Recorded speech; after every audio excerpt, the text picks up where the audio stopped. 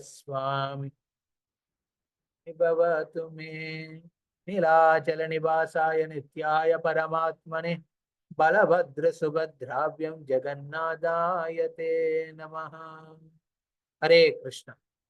तो భక్తులందరికీ మన బుధవార భాగవత సత్సంగంలోకి స్వాగతం.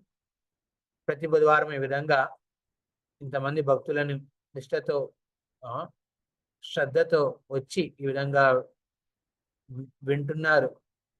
ఇలా వినడం వల్ల మన హృదయంలో ఉన్న కల్మషాలని దూరం అయ్యి ఎంతో అద్భుత భగవత్ ప్రేమని రుచి ఆస్వాదించగలం. అలాంటి అవకాశాన్ని మీరు నిష్ఠతో ఈ విధంగా రోజు తీసుకోవడానికి నేను ధన్యవాదాలు వ్యక్తం చేసుకుంటున్నాను. అదేవిధంగా ఈ ప్రతి బుధవారం కూడా మీరు మీ స్నేహాన్ని మీ ఆప్యాయతను ఈ విధంగా ఈ భగవత్ భక్త సాంగత్యంలో గ్రూప్లో మీ మధ్యనున్న స్నేహాన్ని ఆప్యాయతను చూసి ఎంతో ఆనందపడుతున్నాను. హరే కృష్ణ.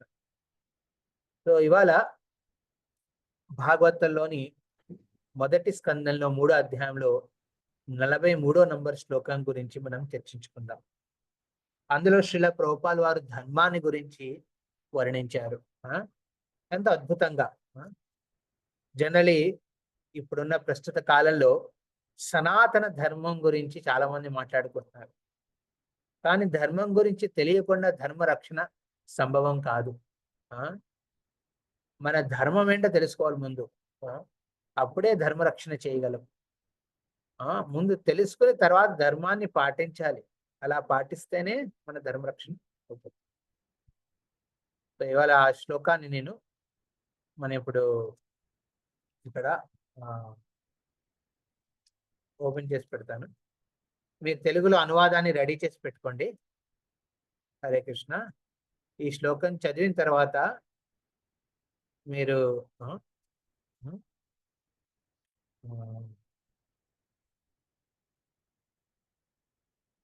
దీని అనువాద తాత్పర్యాలు తెలుగులో చదవండి. ఓకే.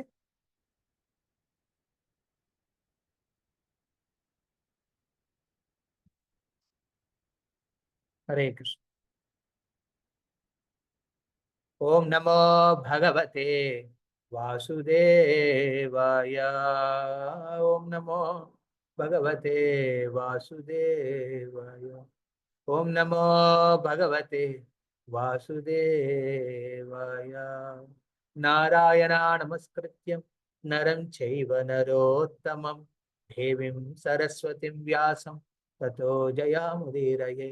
నష్టప్రాయేషు అభద్రేషు నిత్యం భాగవత సేవయ భగవతీరుత్తమ శ్లోకేర్ భక్తిర్భవతి నైష్టకి. కృష్ణాయ వాసుదేవాయ దేవకీ నందనాయ చ నందగోపకుమారాయ గోవిందాయ నమో నమః. మూగం గురుడి వాచాలం పంగుమంగాదేగరం యత్కృపాతమం వందే శ్రీగురుం దీనతారిణం పరమానంద మాధవం శ్రీ చైతన్యమీశ్వరం. హరి ఓం తత్సత్. హరే కృష్ణ. నా వెనకాతలు మీరు ఉచ్చరించండి. ఓకే. కృష్ణే స్వధామోపగతే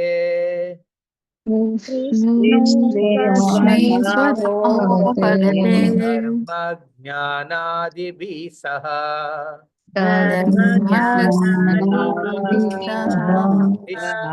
స్వధామోపగతే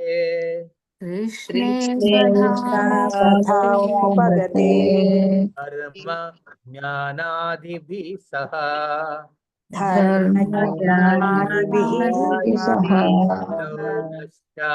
దృశాం యేష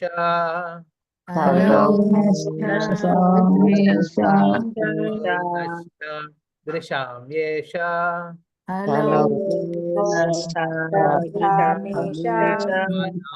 పురాణార్కోదునోదిత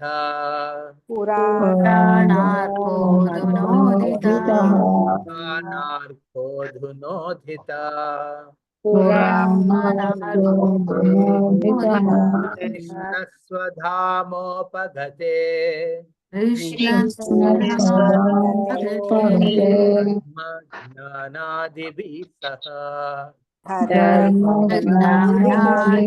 సహ దృశాం యేష పురాణార్కోధునోధిత.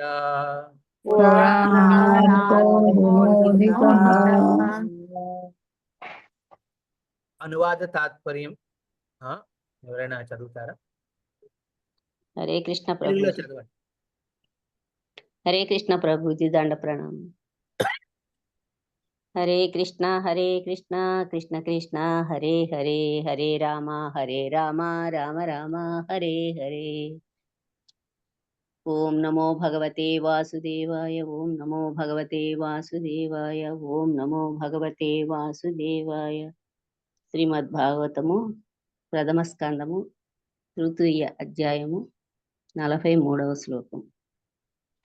కృష్ణే స్వధామోపగతే ధర్మజ్ఞానాదిభిః సహ కలౌ నష్టదృశామేష పురాణార్కోధునోదితః. కృష్ణే డైరెక్ట్లీ అనువాద తాత్పర్యాలు చదవండి. కృష్ణే శ్రీకృష్ణుడు స్వధామము ఉపగతే వెడలగా ధర్మము జ్ఞాన జ్ఞానము. హరే కృష్ణ. మీరు అనువాదం తాత్పర్యం చదవండి. ధర్మ జ్ఞానాలను కూడి శ్రీకృష్ణ భగవానుడు తన స్వధామమునకు నిష్క్రమించిన పిమ్మట సూర్యుని వలె తేజోవంతమైన ఈ భాగవత పురాణము ఉదయించినది. కలియుగమునందున అజ్ఞాన గాఢాంధకారముచే దృష్టిలోపమున మానవులు ఈ పురాణము నుండి వెలుగును పొందగలడు. భాష్యము. శ్రీల ప్రభుపాదుల వారికి జై. శ్రీకృష్ణ భగవానుడు తన నిత్యధామమును కలిగి ఉన్నాడు. దాని యందు ఆ దేవదేవుడు తన నిత్య సహచరులను నిత్య సంపత్తిని గూడి దివ్య లీలానురక్తుడై ఉండును. అతని నిత్యధామము అతని అంతరంగిక శక్తి యొక్క వ్యక్తీకరణము కాగా, భౌతిక జగము అతని భౌతిక శక్తి యొక్క వ్యక్తీకరణమై ఉన్నది. భౌతిక జగమున అతడు అవతరించినప్పుడు ఆత్మ మాయగా పిలువబడు తన అంతరంగిక శక్తి ద్వారానే సమస్త సంపత్తిని గూడి వ్యక్తమగుచుండును. ఆత్మమాయ ద్వారా తాను అవతరింతునని శ్రీకృష్ణ భగవానుడు భగవద్గీత యందు తెలిపి ఉన్నాడు. కనుక అతని రూపము, నామము, యశస్సు, ధామము, సంపత్తులు ఆదివి భౌతిక పదార్థముల నుండి సృష్టింపబడలేదు. పతిత జీవులను తరింపజేసే ధర్మ నియమములను పునఃస్థాపించు నిమిత్తమే అతడు అవతరించుచుండును. అట్టి ధర్మ నియమములు అతని ద్వారానే ప్రత్యక్షముగా ఉపదేశింపబడినవి. కనుకనే శ్రీకృష్ణ భగవానుడు తప్ప వేరెవ్వరును ధర్మమును పునఃస్థాపించు కార్యము చేయజాలరు. అనగా శ్రీకృష్ణ భగవానుడు గాని లేదా అతని ప్రతినిధి అయిన వాడు గాని మాత్రమే ధర్మ నిర్దేశమును చేయగలరు. భగవానుని గూర్చియు భగవానునితో మనకు గల సంబంధమును గూర్చియు భగవానుని సంబంధములో మనమనర్చవలసిన ధర్మములను గూర్చియు దేహ త్యాగానంతరము మనమేగేడి స్థానమును గూర్చియు తెలుసుకున్నటయే ధర్మమును దానికి అర్థము. భౌతిక శక్తిచే బద్ధులైన జీవులు ఈ జీవన నియమములను ఏమాత్రమును ఎరుగజాలరు. వారిలో అధిక శాతము ఆహారము, నిద్ర, భయము, మైదునములందు జంతువుల వలె కాలము గడుపుతున్నారు. ధర్మము, జ్ఞానము లేదా మోక్షముల నెపముతో వారు ఇంద్రియ భోగమునందే దాదాపు పూర్తిగా రతులై ఉన్నారు. ఈ కలహయుగమున వారు మరింత అంధులుగా మారి ఉన్నారు. ఈ కలియుగమందలి అంధప్రాయజనులు తళుకు బెళుకులు కలిగిన జంతువుల వంటి వారు మాత్రమే. ఆధ్యాత్మిక జ్ఞానమునందు గాని ధర్మ జీవనమునందు గాని వారికెట్టి అనురక్తి లేదు. సూక్ష్మమైన మనస్సు, బుద్ధి, అహంకారములకు సరి అయిన దానిని గాంచుటలో అందులైనను తమ జ్ఞాన విజ్ఞాన భౌతికాభివృద్ధుల ఎడ మాత్రము వారు అత్యంత గర్వితులై ఉందురు. మానవ జీవిత పరమలక్ష్యమును గూర్చి సంపూర్ణముగా మరచి ఉన్నందున దేహ త్యాగానంతరము సూకర జన్మలను పొందుటకును వారు వెనుదీయరు. కలియుగము ఆరంభమగుటకు కొద్దిగా ముందుట అవతరించిన దేవదేవుడైన శ్రీకృష్ణుడు దాదాపు కలియుగము ఆసన్నమైన సమయమున తిరిగి తన స్వధామమునకు చేరియుండెను. ధరిత్రిపై నిలిచి ఉన్న సమయమున తన వివిధ కర్మల ద్వారా సమస్తమును ప్రదర్శించెను. ముఖ్యముగా ఆ దేవదేవుడు భగవద్గీతను పలికి కైతవ ధర్మ నియమములను నశింపజేసెను. ఈ భౌతిక జగం నుండి నిష్క్రమించుటకు పూర్వము నారదుని ద్వారా శ్రీ వ్యాసదేవునికి శ్రీమద్ భాగవత రచనకై శక్తి ప్రదానము గావించెను. ఈ విధముగా శ్రీమద్ భాగవతము భగవద్గీత రెండును అందప్రాయులైన ఈ యుగజనులకు దివిటీల వలె విరాజిల్లుచున్నవి. అనగా కలియుగ జనులు జీవితపు నిజ వెలుగును గాంచగోరుదు రేని ఈ రెండు గ్రంథములనే అధ్యయనము గావింపవలెను. తద్వారా మానవ జీవన ప్రయోజనము నిక్కముగా సిద్ధింపబడగలదు. భగవద్గీత అనునది శ్రీమద్ భాగవతము యొక్క ప్రాథమిక అధ్యయనము కాగా శ్రీమద్ భాగవతము జీవితపు దివ్య పరమార్థమైన శ్రీకృష్ణ భగవాని స్వరూపమై ఉన్నది. కనుక శ్రీమద్ భాగవతమును శ్రీకృష్ణ భగవానుని యొక్క ప్రత్యక్ష ప్రాతినిధ్యముగా మనము అంగీకరింపవలెను. శ్రీమద్ భాగవతమును గాంచగలిగిన వాడు శ్రీకృష్ణ భగవానుని ప్రత్యక్షముగా గాంచగలడు. అనగా శ్రీమద్ భాగవతము శ్రీకృష్ణునకు అభిన్నమై ఉన్నది. హరే కృష్ణ ప్రభుజీ. హరే కృష్ణ కృష్ణ కృష్ణ హరే హరే, హరే రామ రామ రామ హరే హరే.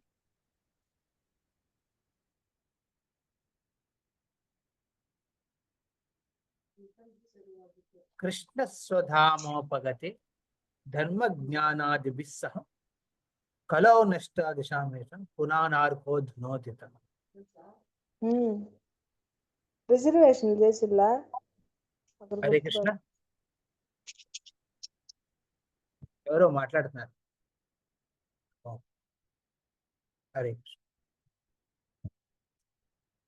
సో ఇక్కడ అటెండ్ అవుతున్న భక్తులందరూ విజయవాడ వాళ్ళ? ఎవరెవరు ఇక్కడ విజయవాడ వాళ్ళు చేతులు ఎత్తండి ఒకసారి. ఇక్కడ విజయవాడ గుంటూరు పరిసరాల్లో ఉన్న వాళ్ళందరూ ఎత్తండి చేతులు.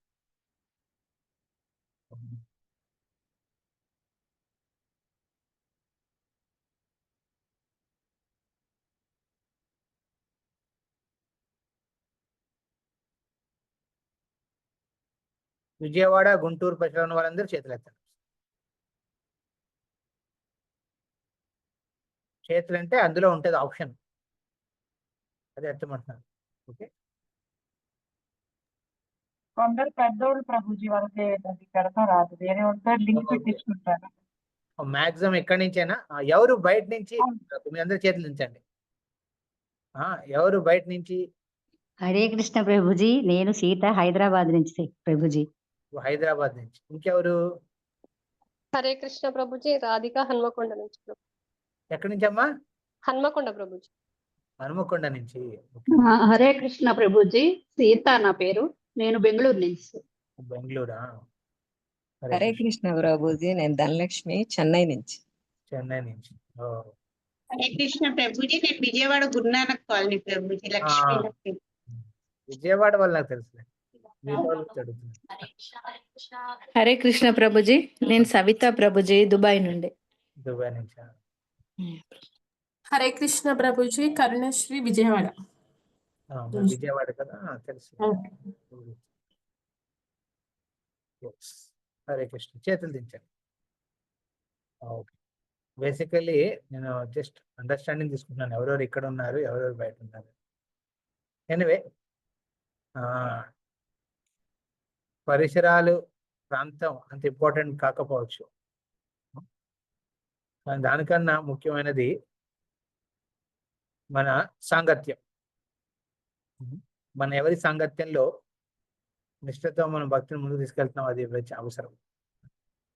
ఏ పరిసరాల్లో మీరు ఉంటే అక్కడ కూడా భక్త సాంగత్యం తీసుకోవడం మీకు అవసరం. ఒకవేళ మీరు దూర ప్రాంతాలలో ఉంటే విజయవాడ వాళ్ళు విజయవాడ సాంగత్యంలోకి రెగ్యులర్ రండి. మిగతా వాళ్ళందరూ ఈ విధంగా ఈ ఆన్లైన్లో భాగవత స్టడీ సర్కిల్లో లేదా అనితా మాతాజీ లేకపోతే పద్మావతి మాతాజీ సంపర్కులు ఉన్నవాళ్ళు మీ ఆన్లైన్ ప్రోగ్రామ్స్ చూసుకుని అందులో మీరు భాగస్వాములు కింద ముందుకు వెళ్ళండి, మంచిది. సో ఇవాళ ఈ అంశంలో సూత గోస్వామి సౌనకాది ఋషులకి భాగవతం ఏ విధంగా ఆవిర్భవించింది దాని గురించి ఇక్కడ వర్ణిస్తున్నాడు. కృష్ణే స్వధామోపగతే, కృష్ణుడు స్వధామానికి, స్వధామ కృష్ణ స్వధామం అంటే ఆయన గోలోక బృందావనం. గోలోకానికి వెళ్ళేటప్పుడు ఏం చేశాడండి ఆయన? ఆయన ఒక్కడే వెళ్ళలేదు. యదా యదా హి ధర్మస్య గ్లానిర్భవతి భారత అభ్యుత్థానం అధర్మస్య తదాత్మానం సృజామ్యహం. ఎప్పుడైతే ధర్మ జ్ఞానం అవుతుందో అప్పుడు సాక్షాత్ భగవంతుడు ఈ ప్రపంచానికి అవతరిస్తాడు. కానీ అవతరించేటప్పుడు ఒక్కడే అవతరించడండి. తనతో పాటు తన పార్షదులను కూడా తీసుకొస్తాడు. తన స్వధామాన్ని కూడా ఈ ప్రపంచానికి భౌమ బృందావనం కింద తీసుకొస్తాడు. ఎంబసీ అన్నమాట. మీరు ఎంబసీస్ గురించి వినే ఉంటారు కదా. ఇప్పుడు మీ విజయవాడలో అమెరికన్ ఎంబసీ ఉంటుంది, రష్యన్ ఎంబసీ ఉంటాయి. ఎంబసీలో ఏంటి, అక్కడికి వెళ్ళగానే మీరు అక్కడ అందరు అమెరికన్ ఇంగ్లీష్ మాట్లాడతారన్నమాట. అక్కడ ఉన్న వాళ్ళందరూ అమెరికన్స్ అనమాట. అక్కడ వెళ్ళి వీసా ఇంటర్వ్యూకి వెళ్ళినప్పుడు ఇవన్నీ చెక్ చేస్తారనమాట. మీకు ఏమైనా క్రిమినల్ రిపోర్ట్స్ ఉన్నాయా, లేకపోతే మీరు అక్కడికి వెళ్ళేది దేని కారణం కోసం వెళ్తున్నారు, ఉద్దేశం ఏమిటి, మీ బ్యాంక్ అకౌంట్ ఉందా లేదా, ఇవన్నీ చెక్ చేస్తారనమాట. అదేవిధంగా ఈ ప్రపంచానికి భగవంతుడు ఆధ్యాత్మిక లోకాలను కూడా తీసుకొచ్చాడు ఎంబసీస్ కింద. సాకేతపురిని అయోధ్య, గోలోక బృందావని గోకులధామం కింద, అదేవిధంగా జగన్నాథ్పురి వైకుంఠాన్ని జగన్నాథ్పురి కింద ఈ విధంగా తీసుకొస్తాడు. తీసుకొచ్చి ఇక్కడ మనకి ఈ ప్రపంచంలో ఈ భౌమ బృందావనంలో తన లీలల ద్వారా చూపిస్తాడు అనమాట. ఏం చూపిస్తాడంటే ధర్మం ఏంటనేది. ఓకే, ధర్మం జ్ఞానం ఈ రెండింటినీ మనకి పరిచయం చేస్తాడు భగవంతుడు.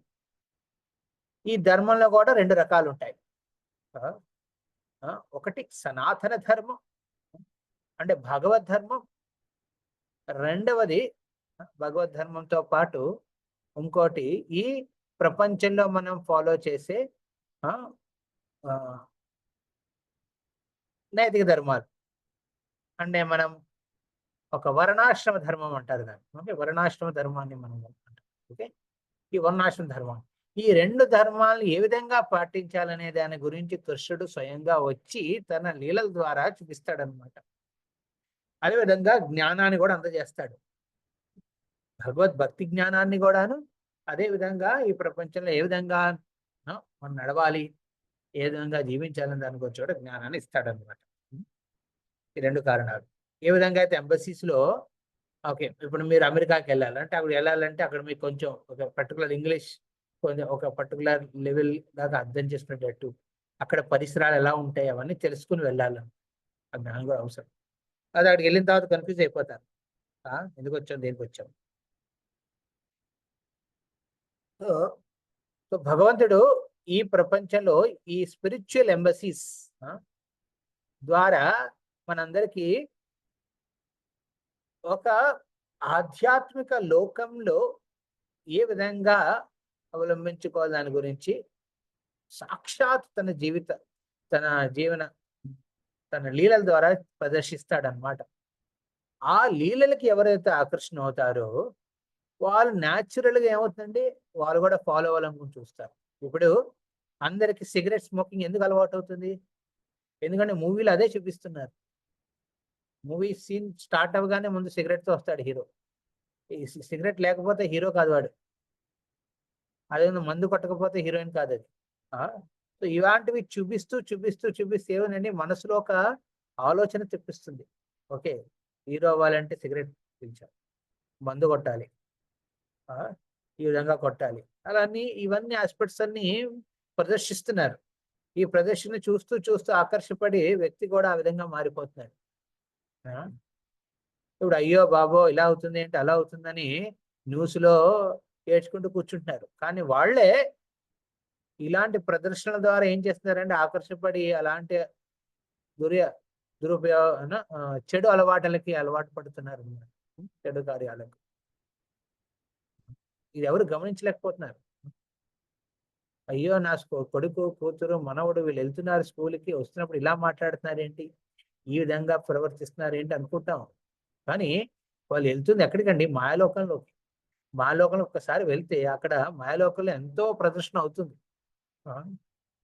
ఎంతో మంది ఎన్నో ఆకర్షణమైన చేయలని చూపిస్తున్నారు. అవన్నీ చూస్తూ వింటూ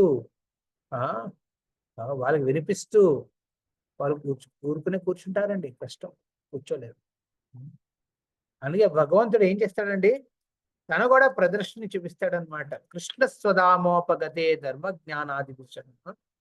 కృష్ణుడు ఈ ప్రపంచానికి వచ్చినప్పుడు తన పార్షదులతో వస్తాడు, లీలలు చేయడానికి వస్తాడు.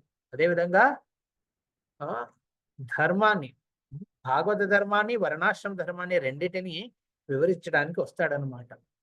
అలా కృష్ణుడు వచ్చినప్పుడు పాండవుల్లో ఆయన అర్జునుడు ఏం చేశాడండి, పాండవుల అర్జునుడు కురుక్షేత్ర రణభూమి దగ్గర నుంచుని భయపడ్డాడు తన ధర్మాన్ని పాటించడానికి. ఎందుకండి, మోహమాయ. ఈ ప్రపంచంలో ప్రతి ఒక్కరూ మోహమాయలో పడిన వాళ్ళే. తెలుసు ఏది తప్పు ఏది ఒప్పు అని, కానీ తప్పును వదలలేరు, ఒప్పును పట్టుకుని ఉండలేరు. అలా అర్జునుడి మనస్సులో కూడా ఆ రణభూమిలో కౌరవులను ఎదిరించి వాళ్ళని దండించాలనే ధర్మం ఉంది అక్కడ. తన వర్ణాశ్రమ ధర్మం ప్రకారం క్షత్రియ ధర్మాన్ని అక్కడ పాటించాలి. కానీ అక్కడ భయపడ్డాడు, వెనక్కి తిరగాలనుకున్నాడు. ఎన్నో తన తెలిసిన శాస్త్రీయ జ్ఞానం ప్రకారం నచ్చ చెప్పుకున్నాడు సొంతంగా. తనకు తాను నచ్చ చెప్పుకొని భగవంతుడు కూడా నచ్చ చెప్పడానికి ప్రయత్నించాడు. ఎవరండి, అర్జునుడు. ఈ వర్ణాశ్రమ ధర్మం ప్రకారం తన క్షత్రియ ధర్మాన్ని పక్కన పెట్టాలనుకున్నాడు. పక్కన పెట్టి మోహమాయలో పడి తన బంధువులైన కౌరవులను పెట్టి ఆసక్తి పెంచుకున్నాడు. అలాంటి పరిస్థితిలో ఉన్న అర్జునుడు ఎలాంటి వాడండి, ఇర్రెస్పాన్సిబుల్. అంటే ఎలాంటి బాధ్యత తీసుకొని వ్యక్తి కింద ప్రవర్తిస్తున్నాడు, బాధ్యతహీన వ్యక్తి కింద ప్రవర్తిస్తున్నాడు అనమాట అర్జునుడు. తన ధర్మాన్ని పాటించాలి. అది కూడా ఏ ధర్మం అండి, వర్ణాశ్రమ ధర్మాన్ని. అందుకే ఏం చేశాడండి కృష్ణుడు, మొత్తం భగవద్గీత చెప్పాడు అక్కడ. 48 నిమిషాల నుంచి తన ధర్మం గురించి చెప్పాడు. ఎవరైతే తమ జీవితంలో బాధ్యతల్ని వహించరో వాళ్ళు ఇలాంటి ఫిలాసఫీలు చెప్తారు అర్జున్లాగా. వీళ్ళు స్నేహితులు, వీళ్ళు ఇలా ఉండాలి, వాళ్ళు అలా ఉండాలి, బాగుండాలి, అందరూ బాగుండాలని. ఎప్పుడైతే ఈ ధర్మాన్ని అర్థం చేసుకుంటారో అప్పుడే బాధ్యతని వహించగలరు. ఒక వ్యక్తిని బాధ్యతుడి కింద మార్చాలంటే, బాధ్యతరాల కింద మార్చాలంటే ఏం చేయాలండి, ఈ వర్ణాశ్రమ ధర్మం గురించి తెలుసుకోవాలి. ఈ వర్ణాశ్రమ ధర్మంలో ప్రతి ఒక్కరికి ఒక పర్టికులర్ స్థాయిని ఇచ్చారు, ఒక విలువనిచ్చారు. మీరు స్త్రీ అవ్వండి, లేకపోతే పురుషుడు అవ్వండి, బ్రాహ్మణుడు అవ్వండి, లేకపోతే శూద్రుడు అవ్వండి, ధనవంతుడు కావచ్చు, పేదరికంలో ఉన్నవాడైనా కావచ్చు. ఎలాంటి పరిస్థితుల్లో ఉన్నా తమ స్థాయిని ప్రకారం తన ధర్మాన్ని ఎంచుకుని ముందుకు వెళ్ళాలి, బాధ్యత వహిస్తూ. ఇది చాలా అవసరం. ఇప్పుడు బాధ్యతలు లేని వాళ్ళకి మనం భక్తి బోధిస్తే ఏం చేస్తారండి, ఇంకా బాధ్యతను వహించరు, వాళ్ళు వదిలేస్తారు. అది కూడా ఆ భక్తిని కూడా కొంతసేపు చేసేది ఆనందంగా ఉంది, బాగుందని చేసి వదిలేస్తారు. కానీ ఎవరైతే బాధ్యత పరంగా తన జీవితాన్ని మళ్లించుకుని ఉంటారో వాళ్ళు భక్తిలో ముందుకు వెళ్ళగలరు. అందుకే మనం ఎవరికైనా ఉపదేశించేటప్పుడు ముందు మనం చూడాలి, చెప్పేవాడు బాధ్యత వహిస్తున్నాడా లేదా అనేది. బాధ్యతను వహిస్తున్నాడా తన జీవితంలో లేదా అనేది. సాధారణ వర్ణాశ్రమం ప్రకారం బాధ్యతను వహించకపోతే, ఆ ధర్మాన్ని పాటించకపోతే ఇంకా భగవద్ ధర్మాన్ని ఏం పాటిస్తాడండి, పాటించలేడు. అందుకే ఏం చేశాడు కృష్ణుడు, భగవద్గీత బోధించాడు భగవద్గీతని. గీత బోధించి చివరిలో అంశాన్ని ఏం చెప్పాడండి, సర్వధర్మాన్ పరిత్యజ్య మామేకం శరణం వ్రజ అహం తాం సర్వ పాపేభ్యో మోక్ష ఇష్యామి మా శుచః. అన్నిటి ధర్మాల్లోని అతి ఉత్తమ ధర్మం ఏంటండి? మామేకం శరణం వ్రజ, కృష్ణుడి శరణాగతి తీసుకోమని. ఇక్కడ కృష్ణ అర్జున్ని అన్ని ధర్మాలను వదిలేయమని చెప్పలేదు. యాక్చువల్లీ అర్జున్ ముందే వదిలేస్తానన్నాడు, కానీ మోహమాయలో ఉండి. కానీ ఇప్పుడు ఏమంటున్నాడు భగవంతుడు? నువ్వు వర్ణాశ్రమ ధర్మాన్ని పాటించు, తన స్వంత అభిప్రాయంతో కాదు. ఎవరి కోసం అండి? కృష్ణుడి కోసం నీ బాధ్యతని వహించు. ఈ బాధ్యత ఏదో అరే నాకు చెయ్యాలరా, చేయాల్సి వస్తుంది, ఇంతెందుకు చెయ్యాలి, అవసరం ఏంటి, ఇంచక్క కూర్చుని నేను కృష్ణ రామ అనుకుంటూ ప్రతిరోజు ఈ తీర్థయాత్రకు వెళ్తూ ఉంటాను, అది మంచిదే కదా. ఈ బాధ్యతలు ఏంటి, పిల్లలేంటి, మొగుడేంటి, లేకపోతే భార్య ఏంటి, ప్రపంచం ఏంటి, ఈ సేవలేంటి, ఇవేమి లేకుండా ఇంచక్క తిరగచ్చు కదా అనే ఆలోచనతో అర్జునుడు కూడా ఉన్నాడు. అంటాడుగా కృష్ణుడితో, అన్ని వదిలేసి వెళ్ళిపోతానని. కానీ కృష్ణుడు ఏం చెప్పాడండి? తన ధర్మాన్ని పాటించమన్నాడు, తన ధర్మాన్ని వహించమన్నాడు. ధర్మాన్ని వర్ణాశ్రమ ధర్మాన్ని వహించమన్నాడు అక్కడ. కానీ ఎవరి కోసం? కృష్ణుడి కోసం. ఇది వెరీ ఇంపార్టెంట్ పాయింట్. అందుకే భగవద్గీతలో కృష్ణుడు అర్జునుడికి ఎంతో చెప్పాలనుకున్నాడు, కానీ కృష్ణుడు అర్జునుడికి చెప్పిన మొదటి సెక్షన్ ఏంటంటే అది భగవద్ ధర్మం, సనాతన ధర్మం, వర్ణాశ్రమ ధర్మం. ఈ వర్ణాశ్రమ ధర్మాన్ని వహించవయ్యా, అది కూడా నా కోసం చెయ్యి. అలా వర్ణాశ్రమ ధర్మాన్ని భగవంతుడి కోసం చేస్తే అది ఏమవుతుంది? దైవీ వర్ణాశ్రమం కింద మారుతుంది. అందుకే భక్తులందరికీ తమ బాధ్యతల్ని వహించాలి. రోజు ఇప్పుడు భక్తిలో వచ్చాను కదా, మిగతావన్నీ వదిలేస్తాను, పీస్ఫుల్గా ఉంటాను లైఫ్లో, ఇవన్నీ ఎందుకు అనుకునే పొరపాటు మనం చేయకూడదు. అందుకే ప్రిలిమినరీ స్టడీ భగవద్గీత చదువుకోవాలి. భగవద్గీతలో వీటి గురించి స్పష్టంగా వర్ణించబడి ఉన్నాయి. స్పష్టంగా వర్ణించబడి ప్రభుపాదుల వారు ఈ తాత్పర్యంలో 3 అంశాల గురించి చెప్పారనమాట. ఈ వర్ణాశ్రమ ధర్మం ప్రకారం కూడా జీవించిన వాళ్ళను పశువులతో సమకూర్చారు. వాళ్ళు ఏం చేస్తారండి? ఒక సాధారణ ఆహార నిద్ర భయ మైథునం అనే జంతు జీవితాన్ని వాళ్ళు జీవించడానికి ప్రయత్నిస్తున్నారు. ఆహార నిద్ర భయమైతునంచ సామాన్యమేతత్ పశుభిర్నరాణాం ధర్మో నిహేణో అధికో విశేషో ధర్మేణ హీన పశుభిర్ సమానః. ఈ వర్ణాశ్రమ ధర్మం కూడా పాటించకపోతే ఆ మనిషి కాదండి, జంతువు. ఎందుకంటే జంతువులు కూడా జీవిస్తున్నాయి, అవి కూడా రోజు ఊపిరి పీలుస్తున్నాయి, పొద్దున్న లేస్తాయి, రాత్రి పడుకుంటాయి, రోజంతా శ్రమిస్తాయి మనలాగే. కానీ అవి శ్రమించే వేటి కోసం అండి? ఆహార నిద్ర భయ మైథునం, ఒక సాధారణ సంసార జీవనం కోసం, తిండి కోసం, పడుకోవడం కోసం, వీటి కోసమే తమ జీవితాన్ని అర్పించుకుంటుంది. అలా ఒక మనిషి ఏం చేస్తాడండి? ఆధునిక వైజ్ఞానిక శాస్త్రంలో అభివృద్ధి చెందిన తన ఆలోచన మాత్రం ఈ 4టికే ఇస్తున్నాడు. నిన్న ఢిల్లీ ఎయిర్పోర్ట్లోకి వచ్చానమాట. నేను సర్ఫ్ మర్చిపోయాను, సర్ఫ్ ప్యాకెట్ తీసుకెళ్ళాను.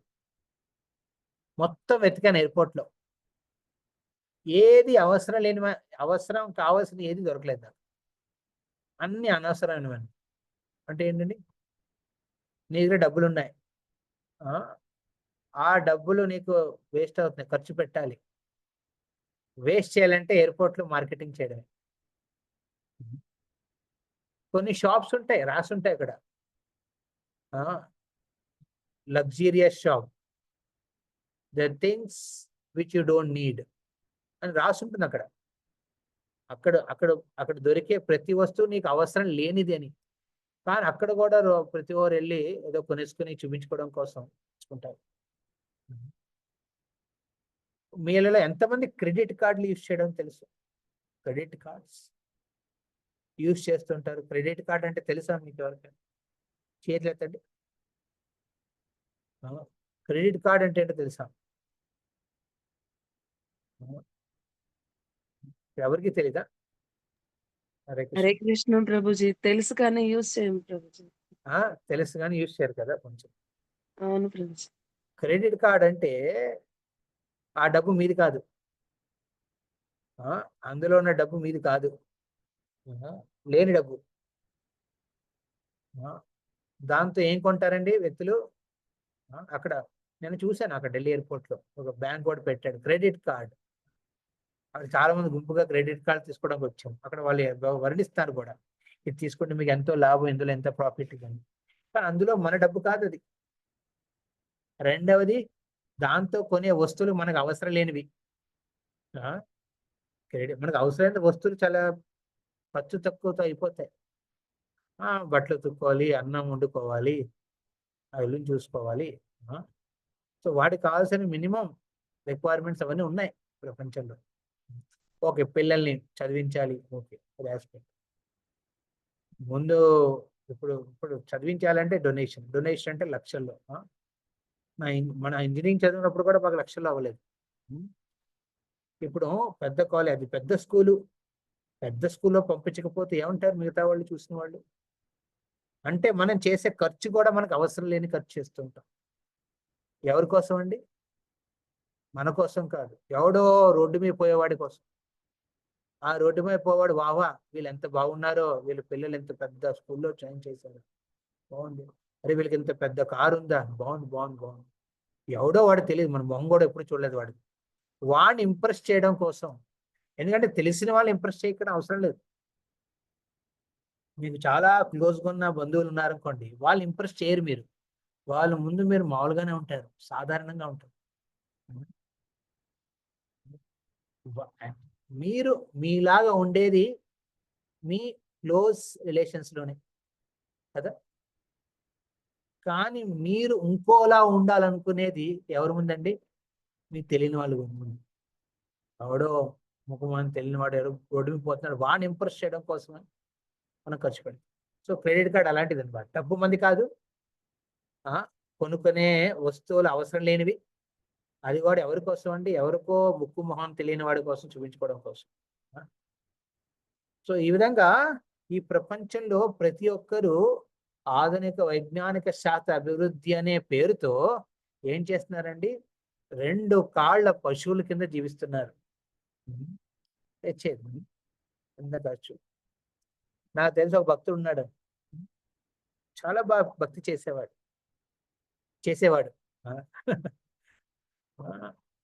భార్య పిల్లలు అందరూ ఉన్నారు, వాళ్ళు కూడా భక్తులే. కానీ ఇది చూడండి, ఇది సోషల్ ప్రెషర్ ఎలా ఉంటుందండి? పీర్ ప్రెషర్ అంటారు. Peer pressure. పీర్ అంటే మీ బంధుమిత్రులు ఇచ్చే ప్రెషర్ అనమాట. వాళ్ళు చెప్పకుండా వాళ్ళ కళ్ళతో ఇచ్చే ఒక బాధ్యత అనమాట. ఈ బాధ్యత వర్ణాశ్రమ బాధ్యత కాదు, అలా అని సనాతన భాగవత బాధ్యత కూడా కాదు, ధర్మం కూడా కాదు. ఎంతో మంది ప్రజలిస్తుంటారు, అరే ఇలా ఉన్నావేంట్రా, నెలకి 2.5 లక్షలతో సంపాదిస్తున్నావు, ఇలా ఉంటున్నావేంటి, ఒక బిహెచ్కేనా, నువ్వు 3 BHK తీసుకోవాలిరా, ఏంటి నువ్వు స్కూటీ మీద వెళ్తున్నావా, కార్ తీసుకోవాలిరా. ఇది పీర్ ప్రెషర్ అనమాట. ఆ ప్రజలు ఏం చేస్తారండి? ఆ ప్రజల్లో వీడు ఏం చేశాడు? ఒక పెద్ద ఇల్లు తీసుకున్నాడు. ఇల్లు అంటే ఈజీగా వస్తున్నా, లోన్ తీసుకోవాలి. ఆ లోన్ ఈఎంఐ ఉంటుంది, మనం ఎంత తీసుకున్నా దానికన్నా ఎక్కువ ఇస్తాం అనమాట ఈఎంఐ ద్వారా. ఈఎంఐ కట్టుకుంటూ కూర్చున్నాడు. కానీ ఈఎంఐ తీర్చుకుంటే తన నిత్య అవసరాలు, రెగ్యులర్గా కావాల్సిన అవసరాలు మొత్తం దొరకట్లేదు వాడికి. అప్పుడు మిగతా వాళ్ళు వచ్చారు, అరే ఏంట్రా ఇది, నువ్వు ఇలాగా ఇంత పెద్ద ఇల్లు ఉన్నావు, ఇంత ఇల్లు ఉంది, ఇంట్లో పార్కింగ్ ఏరియా ఉంది, మీరు ఫ్లాట్ తీసుకున్నప్పుడు కింద ఫ్లాట్ లో కార్ పార్కింగ్ ఏరియా కూడా మీరు రెంట్ కట్టుకోవాలి, దానికి కూడా పెద్ద ఖర్చు. కానీ అది ఖాళీగా ఉంది, బోసుగా ఉంది, అక్కడ ఏమీ లేదు, అక్కడ ఒక స్కూటీ ఉంది. స్కూటీతో ఏమవుతుందయ్యా, కార్ తీసుకో, అది కూడా నీ స్టేటస్ కార్ తీసుకో. ఎందుకంటే నువ్వు కంపెనీకి వెళ్ళేటప్పుడు ఇంత డబ్బు సంపాదిస్తున్న వాడు ఒక చిన్న కారులో వెళ్తే ఎలా ఉంటుంది, బాగుండదు కదా. నీ స్టాండర్డ్ ప్రకారం కారు తీసుకో. పెద్ద కారు తీసుకున్నాడు, దాని కారులోను. మళ్ళీ పిల్లలు చిన్న చిన్న స్కూల్స్ ఎందుకు,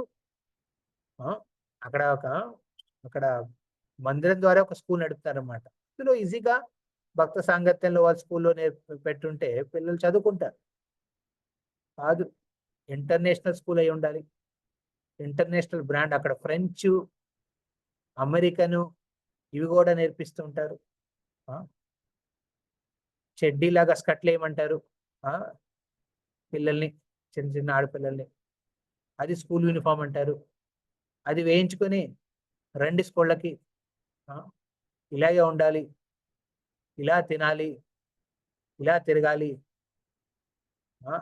కల్చరల్ యాక్టివిటీస్ పేరుతో ఎన్నో యాక్టివిటీస్లో ఇన్వాల్వ్ చేస్తారు. ప్రీ మిక్సింగ్ చేయిస్తారు, మగ ఆడ అనే భేదం లేకుండా. అలాంటి ఇంటర్నేషనల్ స్కూల్స్లో చదివితేనే కదా చదువు, లేకపోతే ఏంటి విలువ దాన్ని. అలా ఒక పెద్ద దాంట్లో చేయించడానికి లక్షలు డొనేషన్ కట్టాలి. దానికి కూడా ఇంటర్వ్యూ. రెండో తరగతి చదువుతున్న పిల్ల, దానికి ఇంటర్వ్యూ. మేము ఓన్లీ కంపెనీకి వెళ్ళినప్పుడు ఇచ్చాం అంతే, ముందు ఎప్పుడు ఇంటర్వ్యూస్ అవ్వలేదు. అంటే స్కూల్కి వెళ్ళడానికి కూడా ఇంటర్వ్యూ. సో ఈ విధంగా చిన్నప్పటి నుంచే వాళ్ళకు ఒత్తిడిస్తూ పెట్టడం. వాడు స్వయంగా ఒత్తిడిలో ఉన్నాడు, ఎందుకంటే కార్లోను హోమ్లోను. పిల్లల్నేమో పెద్ద స్కూల్లో జాయిన్ చేసి అక్కడ వాళ్ళు ఒత్తిడిలో ఉన్నారు. వాళ్ళకి ఇచ్చే అసైన్మెంట్లు, హోంవర్క్లు హెల్ప్ చేయడానికి వాళ్ళ అమ్మేమో అన్ని పనులు వదిలేసుకుని తను కూడా పెట్టుకుని దాంతో చెప్పించడం. సో ఇంత డబ్బు కట్టాలంటే ఈఎంఐలు కట్టుకోవాలి, ఇది కట్టుకోవాలి, అది కట్టుకోవాలంటే ఒక జాబ్తో ఏం పడుతుంది, పట్టదు. అందుకే 2 షిఫ్ట్స్. లేకపోతే పెళ్లి చేసుకుంటే భార్య కూడా ఉద్యోగం చేయాలి, అప్పుడే ఇల్లు నడుస్తుంది. ఇప్పుడు మొగుడు పెళ్ళాం ఇద్దరు ఉద్యోగాలు చేస్తూ ఇంకా పిల్లలకి ఏం టైం ఇస్తారు? పిల్లలు చేసుకోవడానికి అమ్మమ్మ వస్తుంది, లేకపోతే బామ్మ వస్తుంది. తెప్పించుకుని చూపించుకుందాం. 2 నెలలు ఈవిడ, 2 నెలలు ఆవిడ. లేకపోతే వాళ్ళకి ఆరోగ్యం బాగాలేక రాకపోతే సరే ఒక ఆయాను పెట్టుకుందాం, దానికి ఒక ఖర్చు. ఇప్పుడు ఆ బండి, ఆ 4 చక్రాల బండి, బ్రాండెడ్ బండి తీసుకుని దాన్ని నడిపే టైం లేదానికి వాడికి. ఎందుకంటే పొద్దున్న ఉద్యోగం వెళ్తున్నాడు, సాయంత్రం కూడా ఉద్యోగం వెళ్తున్నాడు. ఉద్యోగం ఎక్కడ, దగ్గర పక్కనైనా, ఇంటి పక్కనైనా కాదు. ఇల్లు కూడా ఎక్కడ తీసుకున్నారు, మందిరం దగ్గరగా తీసుకున్నాడు. మంచి హైఫై దాన్ని తీసుకున్నాడు. మందిరానికి వెళ్ళి అక్కడ భగవత్ సత్సంగం చేస్తున్నాడు, అది కూడా కుదరట్లేదు. కుదరక ఇక్కడ ఖర్చు కట్టుకోలేక, తన ఉద్యోగాన్ని మానలేక, తమ పిల్లలకి సమయం ఇవ్వలేక, భార్య ఒత్తిడితో ఉన్నప్పుడు ఆవిడ ఓదార్చలేక ఇబ్బంది పడుతూ ఏం చేశారండి, ఇద్దరు కలిపి భక్తిలో తమ సమయాన్ని తగ్గించేసుకున్నారు. సాంగత్యం లేకపోతే ఏమవుతుందండి, జపం తగ్గిపోతుంది, శ్రవణ కీర్తన అవ్వవు. అలా ఇంట్లో ప్రేమ చూపిస్తున్నారా, ఆ సమయం లేదు. అలా పడున్న బండికి నడపడానికి ఒక డ్రైవర్ని కొనుక్కున్నాడు, శాలరీ ఇచ్చి, రెంట్ ఇచ్చుకుని వాడికి శాలరీ ఇచ్చి ఒక డ్రైవర్ని పెట్టుకున్నాడు. ఆ డ్రైవర్ తిరుగుతాడు ఆ కార్లో. వీళ్ళు తిరగడానికి టైం లేదు, పిల్లలు ఒత్తిడిలో ఉన్నారు, ఇంటర్నేషనల్ స్కూల్ నుంచి ఇచ్చే హోంవర్క్ల్లో. అమ్మేమో వాళ్ళు చెప్తూ ఒంట్లో వండుతూ అందులో బిజీగా ఉంది. ఈయనేమో మార్నింగ్ ఈవినింగ్ షిఫ్ట్ అని తిరుగుతున్నాడు, ఆ కార్లో తిరిగి ఆనందం కూడా లేదు. సో ఈ విధంగా ఒక విధంగా ప్రపంచంలో ప్రతి ఒక్కరూ ఒక ఇందులో వర్ణించినట్టు ఏంటండి, సోఫిస్టికేటెడ్ యానిమల్ అని శ్రీల ప్రభుపాద ఇక్కడ చెప్తారనమాట. Sophisticated animal.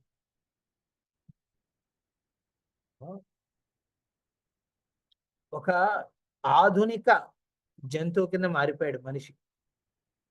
అందులో దేని గురించి సమయం ఇస్తున్నాడు, ఆహార, నిద్ర, భయం, మైథునం, అంతే, ఇంకా దేనికి ఇవ్వట్లేదు. కుదరట్లేదు. అది కూడా ఆహారం పిసులో తింటున్నాడు, అది కూడా తినట్లేదు. నిద్ర వస్తుందా, రావట్లేదు, స్లీపింగ్ పిల్ తీసుకోవాల్సి వస్తుంది. యాంగ్జైటీ, టెన్షన్ ఏ అవుతుంది. సంసార జీవనం బాగుందా, అది కూడా టెన్షన్సే. ప్రతి ఒక్కరు టెన్షన్లో ఉంటే ఇంకేముంటుందండి ఎంజాయ్మెంట్ అక్కడ. డిఫెన్స్ ఒక వ్యాధులతో, మానసిక వ్యాధులతో, శారీరక వ్యాధులతో ఇబ్బంది పడుతూ జీవితాన్ని ముందుకు తీసుకెళ్తాం. దేనికోసం అండి? చూపించుకోవడం కోసం. ఎవరికి? తెలియని వాళ్ళకి. సో ఈ విధంగా ఎవరైతే భాగవత ధర్మాన్ని అంటే వర్ణాశ్రమ ధర్మాన్ని స్పష్టంగా అర్థం చేసుకోకపోతే ఏమవుతుందండి? ఈ విధంగా మారిపోతారు. అందుకే కృష్ణుడు అర్జునుడితో భగవద్గీతని బోధించాడు. ఎంత ఇంపార్టెంట్ చూడండి. అక్కడ కురుక్షేత్ర రణభూమిలో 18 days వాళ్ళు యుద్ధం చేయబోతున్నారు. అది ఎన్ని రోజులు నడుస్తూ కూడా తెలియదు వాళ్ళకి. యాక్చువల్లీ ముందు రోజు అందరూ వ్యూహం వేయించుకుని అందరూ అక్కడ ప్లానింగ్ తో వచ్చారు. కానీ ఆ ప్లానింగ్ మధ్యలో కూడా కృష్ణుడు భగవద్గీతను ఎందుకు బోధించాడండి? అర్జున్ని బాధ్యత వహించడం కోసం, బాధ్యతుడి కింద మార్చడం కోసం.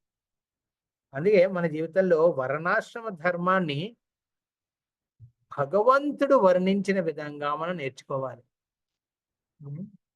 లేకపోతే విపాద పశువు కింద మారిపోతాం.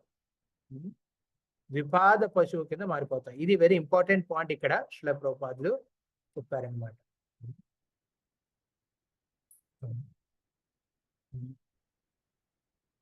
సో వాళ్ళు భాగవత ధర్మం తెలియని వాళ్ళు ఏం చేస్తుంటారండి? వాళ్ళు ఏదో ఆధ్యాత్మిక జీవితం అనే ఒక పేరుతో సాధారణ జీవితాన్ని జీవిస్తారన్నమాట. మనస్సు బుద్ధిని క్రాస్ చేసి ఆత్మస్థాయిలో ఎవరు ఆలోచించట్లేదు. ఈ పూజ చేయాలండి, ఆ పూజ చేయాలి, ఈ స్తోత్రం, ఈ వ్రతాలు ఇవన్నీ చేయాలి. దేనికోసం అండి? అందరూ బాగుండాలి. అందరూ బాగుండాలంటే ఏంటండి? అది కూడా తెలియదు. ఈ విధంగా ఒక ఆధ్యాత్మిక జీవితం అనే పేరుతో ఒక సాధారణ జీవితాన్ని, లేకపోతే సాధారణ జీవితం అనే పేరుతో ఆధునిక పశు జీవితాన్ని జీవిస్తున్నారు. ఈ 2 అంశాలు శ్రీల ప్రభుపాదులు ఇక్కడ వర్ణించారు. 3వ అంశం ప్రభుపాదులు ఇక్కడ చెప్పారనమాట. ధర్మం అంటే ఏంటి? ధర్మం అంటే ఏంటండి? రియల్ రిలీజియన్ అంటే సనాతన ధర్మం. వర్ణాశ్రమ ధర్మం ప్రకారం ఏంటి తెలుసుకోవాలండి? ముఖ్య అంశాలు. మొదటిది, భగవంతుడు ఎవరు? రెండవ ప్రశ్న, మనం ఎవరు? మూడవ ప్రశ్న, మనకి భగవంతుడికి మధ్య ఉన్న సంబంధం ఏమిటి? భగవంతుని ఉద్దేశించి ఒక మనిషి చేయాల్సిన కార్యాలు ఏంటి? మన ఉత్తమ గతి, ఈ శరీరాన్ని వదిలిన తర్వాత ఉత్తమ గతి ఏమిటి? ఈ 5 ప్రశ్నలకి ఆన్సర్ తెలిసిన వాళ్ళే యాక్చువల్గా వర్ణాశ్రమ ధర్మాన్ని స్పష్టంగా పాటించగలరు. లేకపోతే కుదరదు. అర్థమవుతుందా? సో ఇప్పుడు 5 ప్రశ్నలు మీరు ఆన్సర్ చేయండి. ఇక్కడ భక్తులు, భగవంతుడు ఎవరు? హరే కృష్ణ. భగవంతుడు ఎవరు? చేతులు ఎత్తండి. శ్రీకృష్ణ భగవానుడు. శ్రీకృష్ణ పరమాత్ముడు, లీలా పురుషోత్తముడైన పూర్ణ పురుషోత్తమ కృష్ణస్తు భగవాను స్వయం. స్వయం భగవంతుడైన శ్రీకృష్ణ పరమాత్ముడు. ఈ శ్రద్ధ ఉండాలి భక్తులకి.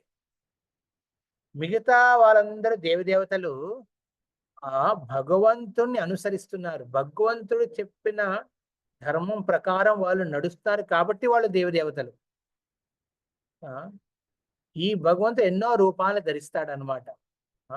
అవే విష్ణు అవతారాలన్నీ ఉన్నాయి.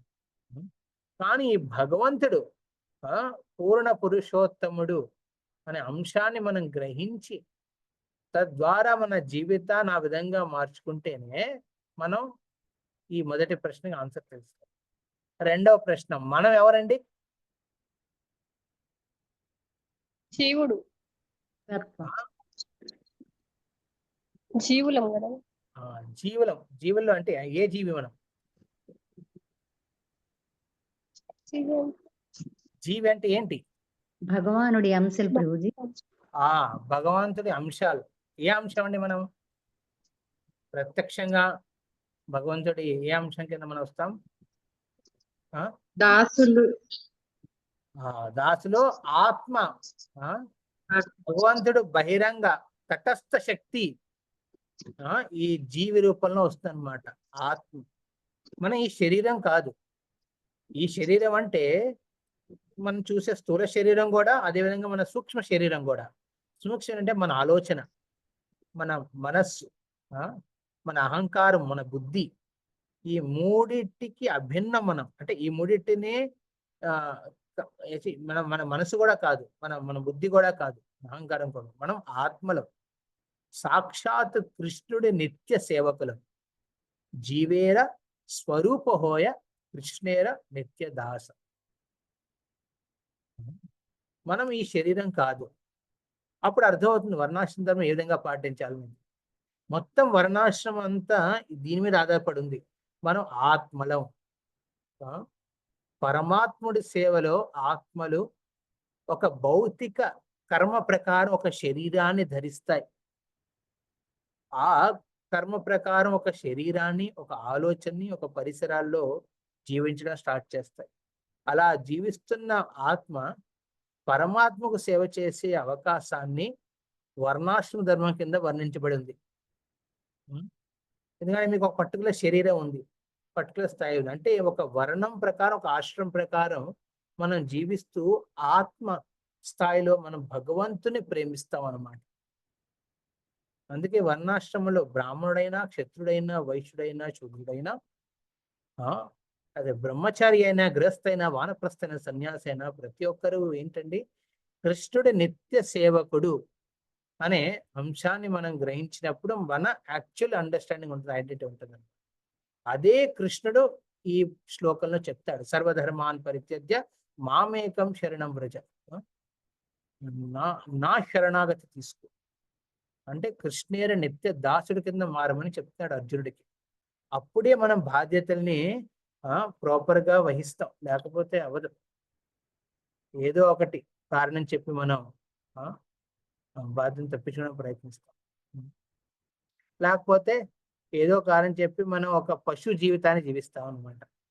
ప్రభుపాదులు వర్ణించినట్టు. ఇది వెరీ ఇంపార్టెంట్. మనం ఎవరండి? ఆత్మలం. మనం కృష్ణుడితో ఉన్న సంబంధం ఏంటండి? నిత్య దాసులం. ఇది మూడవ ప్రశ్న. మనం చేయాల్సిన కార్యాలు ఏంటండి? భగవంతుని ఉద్దేశించి చేయాల్సిన మన కార్యం ఏంటండి?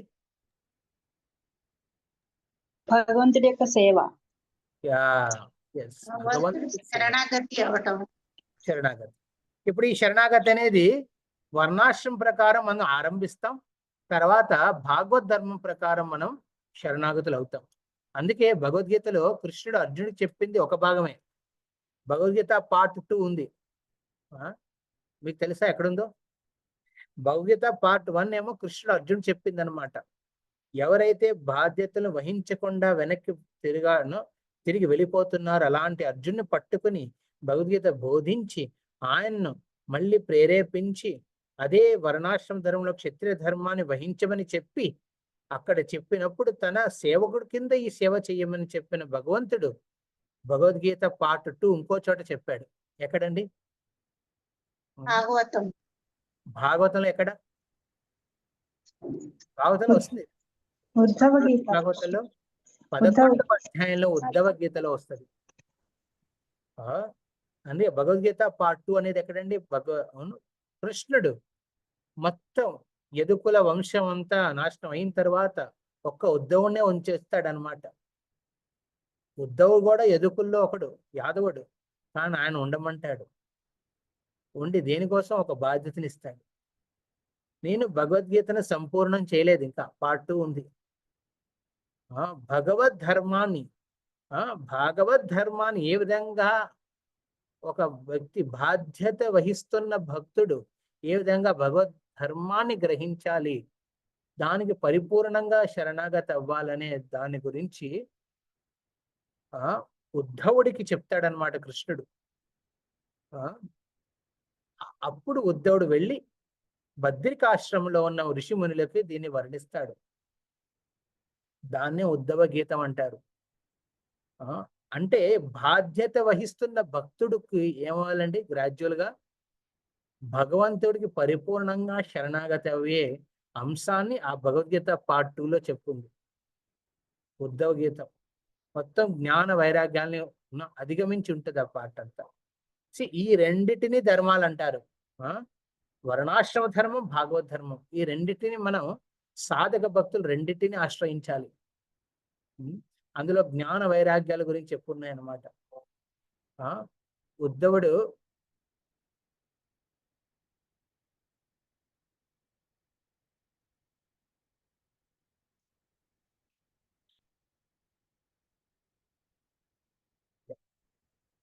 ఎప్పుడైతే ఈ ఉద్ధవ గీతాన్ని కృష్ణుడి నుంచి విన్నాడో వెళ్ళి ఏం చేస్తాడండి? బద్రికాశ్రమం ఋషిములకి చెప్తాడు. ఋషిములు ఆల్రెడీ వాళ్ళ జీవితాన్ని ఇచ్చి ఇప్పుడు సన్యాసి స్థాయిలో ఉన్నవాళ్ళు, వాళ్ళకి ఇది అవసరం భాగవత ధర్మంలో. Very important. కానీ శ్రీల ప్రభుపాదులు ఏం చేశారండి? మనకి ఇవన్నీ రెండిటిని కలిపి మరీ ప్రోగ్రామ్ ఇచ్చారు. అందుకే ఎవరైనా భక్తులు అవ్వాలంటే వాళ్ళు ముందు బాధ్యతలు వహించారు. చాలా మంది నన్ను అడిగారనమాట, అరే మీరు ఇలాగా బ్రహ్మచారి ఆశ్రమంలోకి వచ్చేసారే, ఏం కుదరలేదు, లైఫ్లో ఏం సెట్ అవ్వలేదా అని. లైఫ్లో సెట్ అయ్యే అవకాశాలు చాలా ఉన్నాయి. అవన్నీ సెట్ చేసుకుని మరి ఇక్కడికి వచ్చాను. సెట్ చేసుకున్నట్టు ఏ విధంగా సెట్ చేసుకున్నారు? ఒక 2 కాళ్ళ పశు జీవితం జీవించడానికి సెట్ చేయాల్సిన అవసరం, అంత సమయం ఇవ్వాల్సిన అవసరం లేదు. ఎందుకంటే నార్మల్గా అవుతుంది. కానీ ఈ ప్రపంచంలో మిగతా వాళ్ళ లైఫ్ కూడా సెట్ చేయాలి కదా. దానికోసం నా లైఫ్ని సెట్ చేసుకుని వచ్చాను.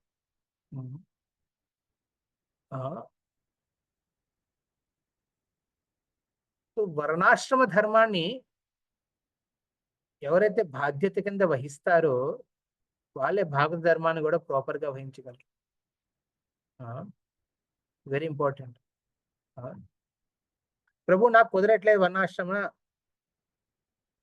నాకు ఏదోలా అనిపిస్తుంది, ఎందుకు ఇంతలా రెస్పాన్సిబిలిటీ తీసుకోవడం, డైరెక్ట్గా భాగవత ధర్మాన్ని వహిస్తానంటే సారీ.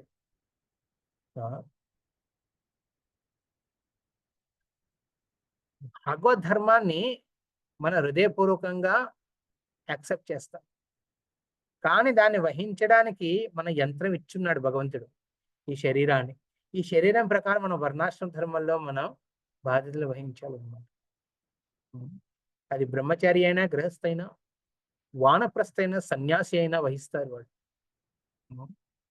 ఆ విధంగా గురువుని ఉద్దేశించి శాస్త్రాల ఆధారపరంగా ఎవరైతే తన ధర్మాన్ని పాటిస్తారో అది భాగవత ధర్మం కింద మారుతుంది.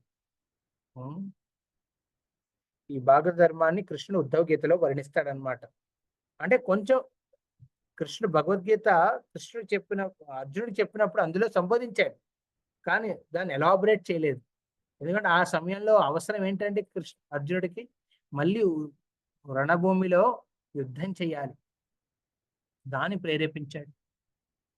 అలా ప్రేరేపించి ఆయన తారో యుద్ధం చేసి ధర్మాన్ని నిలబెట్టాడు. తర్వాత ఈ భాగవత ధర్మం గురించి చెప్పే అవసరం వచ్చింది కాబట్టే కృష్ణుడు ఉద్ధవుని పట్టుకున్నాడు. ఉద్ధవ ద్వారా, ఈ ఉద్ధవ గీతం ద్వారా మనకి భాగవత సందేశాన్ని అందించాడు. ఇది రెండో వెరీ ఇంపార్టెంట్ పాయింట్ అన్నమాట. సో ఈ విధంగా ధర్మాన్ని మనం ప్రాపర్గా అర్థం చేసుకున్నప్పుడే మనం ముందుకు వెళ్ళగలం. ఈ అంశాన్ని ఇక్కడ ఈ విధంగా శ్రీల ప్రభుపాదులు ఈ పర్టికులర్ శ్లోకంలో వర్ణించారు.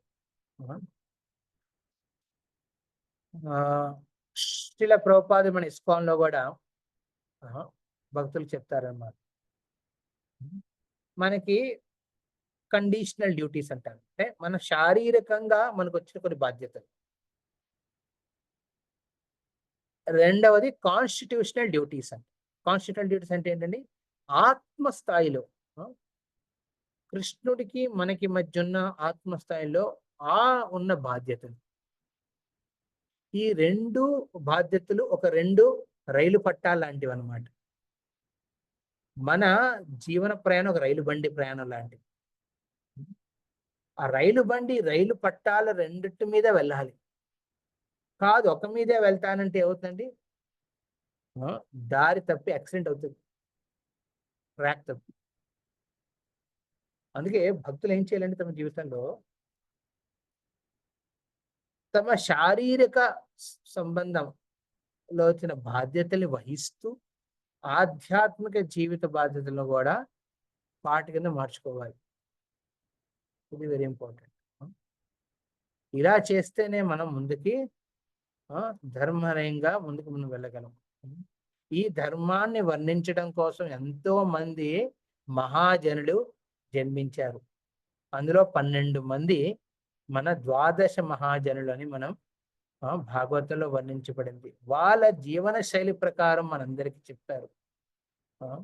అందులో ఆ 12 మందిలో 7 గృహస్థ ధర్మాన్ని పాటించిన వాళ్ళు వర్ణాశ్రమ ప్రకారం, 5 బ్రహ్మచర్య సన్యాసి ధర్మాన్ని పాటిస్తున్నవారు. అలా వర్ణాశ్రమ ప్రకారం వీళ్ళ ధర్మాలు వేరైనా భాగవత ధర్మం ప్రకారం వాళ్ళందరూ ఒకటి. అంటే శారీరక సంబంధం రిలేటెడ్, శారీరక సంబంధంలో ఉన్న బాధ్యతలను చూస్తే వేరువేరుగా ఉండొచ్చు. జనక మహారాజును సుఖదేవ గోస్వామి. జనక మహారాజుడు ఒక రాజు, తనకు ఒక బాధ్యత ఉంది రాజుడి కింద. అదే విధంగా తనకి పిల్లలు ఉన్నారు, అందులో సీతామహారానికి పెళ్లి చేసే బాధ్యత కూడా ఆయనకు ఉంది. ఇన్ని బాధ్యతలున్న ఆ బాధ్యతలు వదలలేదు ఆయన, పాటించి దాంతోపాటు భాగవత ధర్మాన్ని కూడా ఆశ్రయించాడు.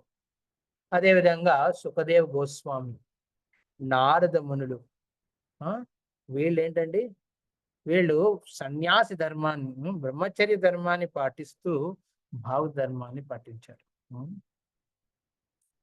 సో విధంగా ద్వాదశ మహాజనుల నుంచి కూడా మనం ఎన్నో నేర్చుకోవడానికి ఉంటాయి. సో ఈ ధర్మాన్ని మనం ప్రాపర్గా పాటించాలి. ధర్మరహిత జీవితం 2 కాళ్ళ పశు జీవితం లాంటిది అన్నమాట. ద్విపాద పశు జీవితం లాంటిది. సో అప్పుడు ఏమవుతుంది, అందులో ప్రతి ఒక్కరు ఆహారం, నిద్ర, భయం, మైథునం గురించి ఆలోచిస్తుంటారు. సో ఈ ఆధునిక ప్రగతి ఏదైతే ఉందనుకో అది ఒక ఇబ్బంది కింద మారింది. ఈవెన్ భక్తులు కూడా అప్పుడప్పుడు ఏం చేస్తారండి, తమ బాధ్యతల నుంచి వెనక్కి తిరిగి వెళ్ళాలనే ప్రయత్నం చేస్తారు, వెనకాడాలని చూస్తారు, బాధ్యతలు వెనకాడాలనుకుంటారు భక్తి అనే పేరుతో. అది కూడా మంచిది కాదు. భక్తి అనే పేరుతో తమ బాధ్యతల నుంచి వెనకాడకూడదు. కృష్ణుడు మిమ్మల్ని ఒక పొజిషన్లో పెట్టాడు, ఒక పర్టికులర్ సిచ్యువేషన్లో మిమ్మల్ని సెట్ చేసి పెట్టాడు. అది మీ అభివృద్ధి కోసమే, మీ శుద్ధీకరణ కోసమే. అలాంటి పరిస్థితిని గ్రహించి ఆ విధంగా ఉంటూ మన బాధ్యతలు వర్ణించి ముందుకు వెళ్ళాలని, అలాని వదలకూడదు. ఇది వెరీ ఇంపార్టెంట్ పాయింట్ అనమాట, మనం నోట్ చేసుకోవాల్సి. బాధ్యతల్ని మనం వదలకూడదు. భీష్మదేవుడు, ఇది ఒక వర్ణం చెప్పి నేను ఇవాళ క్లాస్కి కంక్లూడ్ చేస్తాను.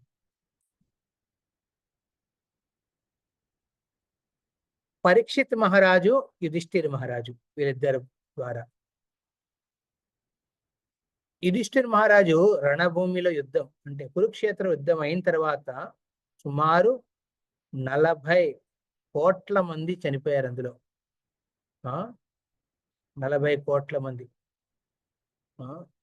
అంతమంది మరణానికి కారణం అని బాధపడుతూ యుధిష్ఠిర్ మహారాజు ఏడుస్తున్నప్పుడు కృష్ణుడు కూడా ఓదార్చలేకపోయాడు. కృష్ణుడు ఏం చేశాడు, అప్పుడు యుధిష్ఠిర్ మహారాజుని తీసుకెళ్ళి భీష్ముడు ముందు ఆయన్ని ఓదార్చాలని చూశాడు. భీష్ముడు ముందు వెళ్ళగానే భీష్ముడు యుధిష్ఠిర్ మహారాజుని చూసి వర్ణిస్తాడనమాట. ఏమయ్యా యుధిష్ఠిర, ధర్మస్థాపన కోసం ఇలాంటి శిక్షణ అవసరం. ఇలా శిక్షించడం, ఎవరైతే ధర్మరహిత జీవితం వస్తుందో వాళ్ళ శిక్షణ అవసరం. అందులో 40 కోట్లు ఏంటి, 40,000 కోట్ల మందైనా మరణించినా ప్రాబ్లం ఉంటుంది. ఎందుకంటే ధర్మాన్ని నిలబెట్టాలి. అప్పుడు ఆయన ఏం చేశాడు? యుధిష్ఠిర్ మహారాజుకు ఒక రాజు కింద బాధ్యతలు వహిస్తున్నాడు కాబట్టి ఆయనకి ఏం చేశాడండి భీష్ముడు? మొత్తం ధర్మాల గురించి వర్ణించాడు. స్పష్టంగా విశ్లేషిస్తూ, ఒక్కొక్క అంశాన్ని విశ్లేషిస్తూ ప్రతి ధర్మం గురించి చెప్పాడు. రాజు ధర్మం ఏమిటి, పురుష ధర్మం ఏమిటి, స్త్రీ ధర్మం ఏమిటి అని ప్రతి ఒక్క అంశాన్ని, వర్ణాశ్రమ ధర్మంలో ఉన్న ప్రతి ఒక్క డీటెయిల్ అంశాన్ని ఆయన వర్ణించాడు.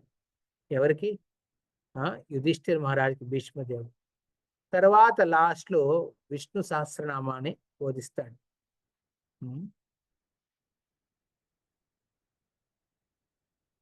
కానీ ఎప్పుడైతే యుధిష్ఠిర్ మహారాజు తన రాజ్యాన్ని ఏలి ఒక పర్టికులర్ పొజిషన్ వచ్చాడో తర్వాత ఆ బాధ్యతలన్నింటినీ పరీక్షిత్ మహారాజుకి ఇప్పించాడు. అప్పచెప్పి యుధిష్ఠిర్ మహారాజు, పాండవులు అందరూ ఎటువైపు వెళ్ళారండి? ఉత్తరం వైపుకి వెళ్ళిపోయారు. కృష్ణుని శరణాగతి పరిపూర్ణంగా తీసుకోవడం కోసం, అంటే భాగవత ధర్మాన్ని పరిపూర్ణంగా ఆశ్రయించడం కోసం వెళ్ళారు. కానీ అప్పటిదాకా ఏం చేశారంటే తమ బాధ్యతలు వహించారు. వర్ణాశ్రమం ప్రకారం రాజ్యాన్ని ఏలారు.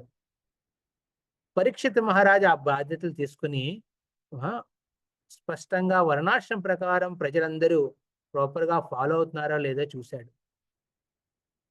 కానీ అదే పరీక్షిత్ మహారాజు 35 ఏళ్ళకు వచ్చినప్పుడు ఆయన శ్రాపగ్రస్తుడవుతాడు. శ్రాపగ్రస్తుడు అయినప్పుడు తను అనొచ్చు కదా, అరే మా యుధిష్ఠిర్ మహారాజు 40 కోట్ల మంది అంటే కురుక్షేత్ర రణభూమి అయ్యి ధర్మాన్ని స్థాపించడం కోసం ఇన్ని త్యాగాలు చేశారే, అలాంటి ధర్మం స్థాపించిన ఈ రాజ్యాన్ని నేను ఎలా వదిలేయచ్చు అనే ఆలోచన రావాలి కదా పరీక్షిత్ మహారాజుకి. 35 ఏళ్ళకి శ్రాపగ్రస్తున్నప్పుడు ఆయన దగ్గర ఉంది శక్తి. ఆ శ్రాపాన్ని నిర్మూలన చేసే శక్తి ఆయన దగ్గర ఉంది. కానీ ఆయన నిర్మూలించలేదు. ఎందుకండి? ఆయన కొంచెం వ్యతిరేకంగా ప్రవర్తించట్లేదు. ఇక్కడ యుధిష్ఠిర మహారాజు ఒక విధంగా ప్రవర్తించాడు, పరీక్షిత్ మహారాజు ఇంకో విధంగా ప్రవర్తిస్తున్నాడు. ఎందుకంటే ఆ సమయానికి ఆల్రెడీ అక్కడున్న ఈ ప్రపంచంలో ఉన్న ప్రజలందరూ వర్ణాశ్రమ ధర్మాన్ని ప్రాపర్గా పాటిస్తున్నారు. కానీ భాగవత ధర్మాన్ని మాత్రం సీరియస్గా ఎవరు తీసుకోవట్లేదు. బ్రాహ్మణ, క్షత్రియ, వైశ్య, శూద్ర ప్రకారం, బ్రహ్మచారి, గ్రస్త, వానప్రస్థ, సన్యాసి ధర్మాల ప్రకారం పరిపూర్ణంగా ఫాలో అవుతున్నారు. అందరూ బాగా ఫాలో అవుతున్నారు పర్ఫెక్ట్గా. అది యుధిష్ఠిర మహారాజ్ ఏలిన రాజ్యం కాబట్టి. కానీ అక్కడ భక్తిమయ జీవితంలో కలియుగ ప్రభావం ప్రకారం ఏమైందండి? భక్తిమయ జీవితంలో ధర్మాన్ని నెమ్మదిగా అందరూ చులకనగా చూసుకోవడం స్టార్ట్ చేశారు. ఎవ్వరూ సీరియస్గా తీసుకోవట్లేదు. అలాంటి పరిస్థితిలో పరీక్షిత్ మహారాజు భాగవత ధర్మాన్ని ఒక ఉత్తమ స్థాయిలో చూపించే ఒక ప్రయత్నంలో ఏం చేశాడండి? తనకు వచ్చిన శాపాన్ని ఖండించలేదు, గ్రహించాడు. 7 రోజుల్లో చనిపోతున్నాడు అని ఈ విషయం విన్న మొత్తం ప్రపంచమంతా ఆయన దగ్గరకు వచ్చింది. కానీ ఆయన మాత్రం ఏం చేశాడండి? వర్ణాశ్రమం సెట్ చేయలేదు. అక్కడ కూర్చుని ఏం చేశాడు? త్యాగం చేశాడు.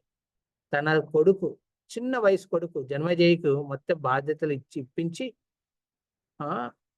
తన సొంతంగా వనవాసానికి వెళ్ళిపోయాడు. వనవాసానికి వెళ్ళి అక్కడ కూర్చోలేదు. అక్కడ భక్త సాంగత్యంలో, అది కూడా ఉత్తమ భక్తుడైన సుఖదేవ గోస్వామి సాంగత్యంలో భాగవత ధర్మం గురించి విన్నాడు 7 రోజుల పాటు. అలా పరీక్షిత్ మహారాజ్ జీవితం ద్వారా ఈ ప్రపంచానికి ఏం చెప్పాడండి? ఎస్, వర్ణాశ్రమ ధర్మం ఇంపార్టెంటే, అది బాగా వహించాలి. దానివల్ల బాధ్యత పరంగా మనం జీవిస్తాం. కానీ అక్కడి దాకా ఉండిపోకూడదు. దాన్ని ఇంకా క్రాస్ చేసి ముందుకు వెళ్ళాలి.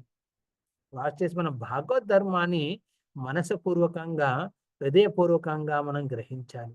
అందుకే 7 రోజుల పాటు, 7 రాత్రుల పాటు పరీక్షిత్ మహారాజు తిండి, నిద్ర, ఆహార, నిద్ర, భయం, మైథున అనే అంశాలు మొత్తం వదిలేశాడు. ఆయన భయాన్ని వదిలేశాడు, మృత్యు అనే భయాన్ని.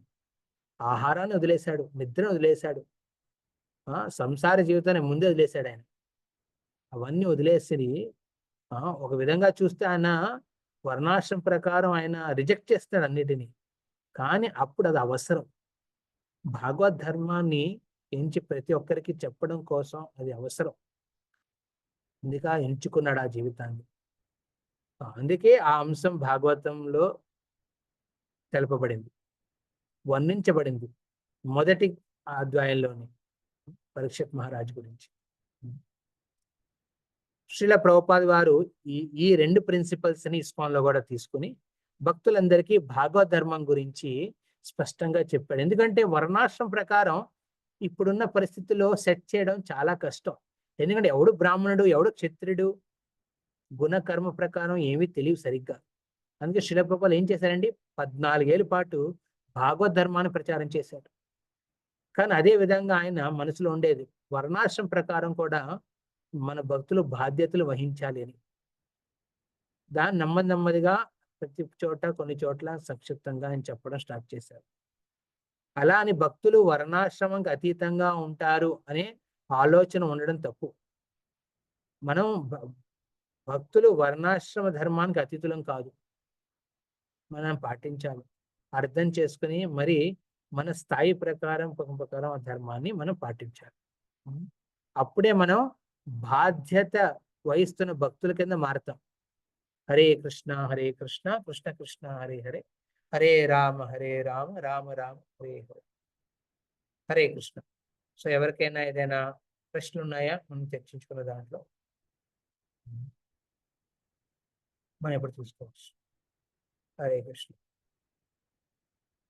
అందరూ విన్నారా?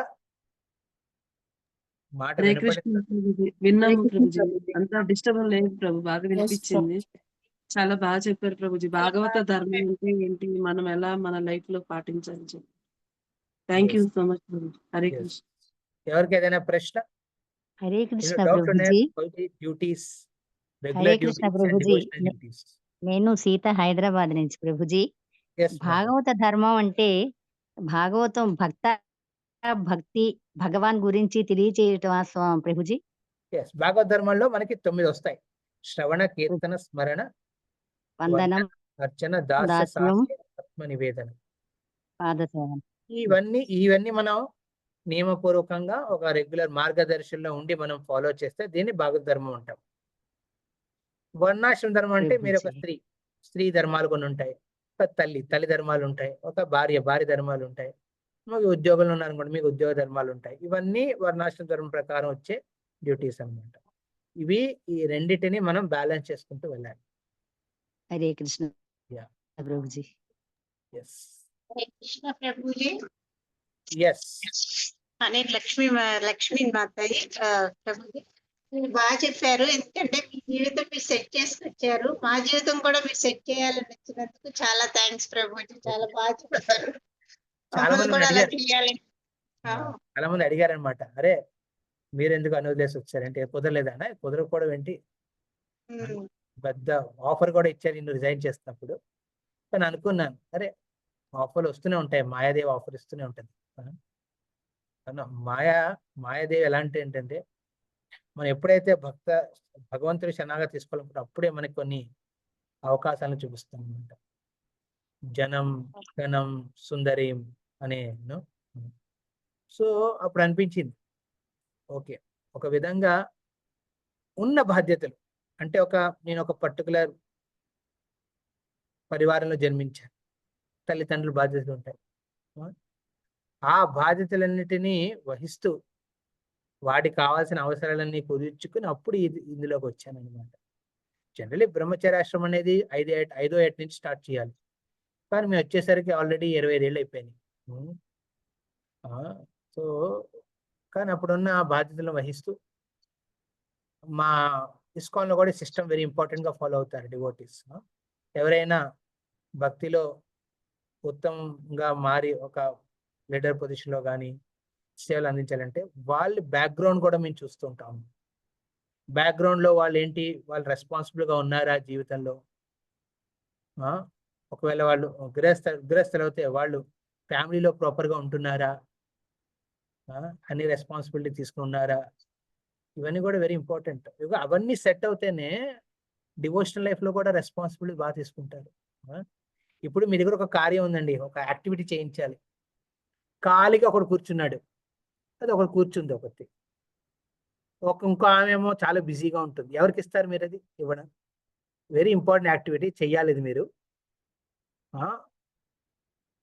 అది మీకు ఎవరో అవసరం ఉంది, ఎవరైనా మీకు సహకరించి అందులో మిమ్మల్ని ఆ కార్యంలో హెల్ప్ చేయడానికి.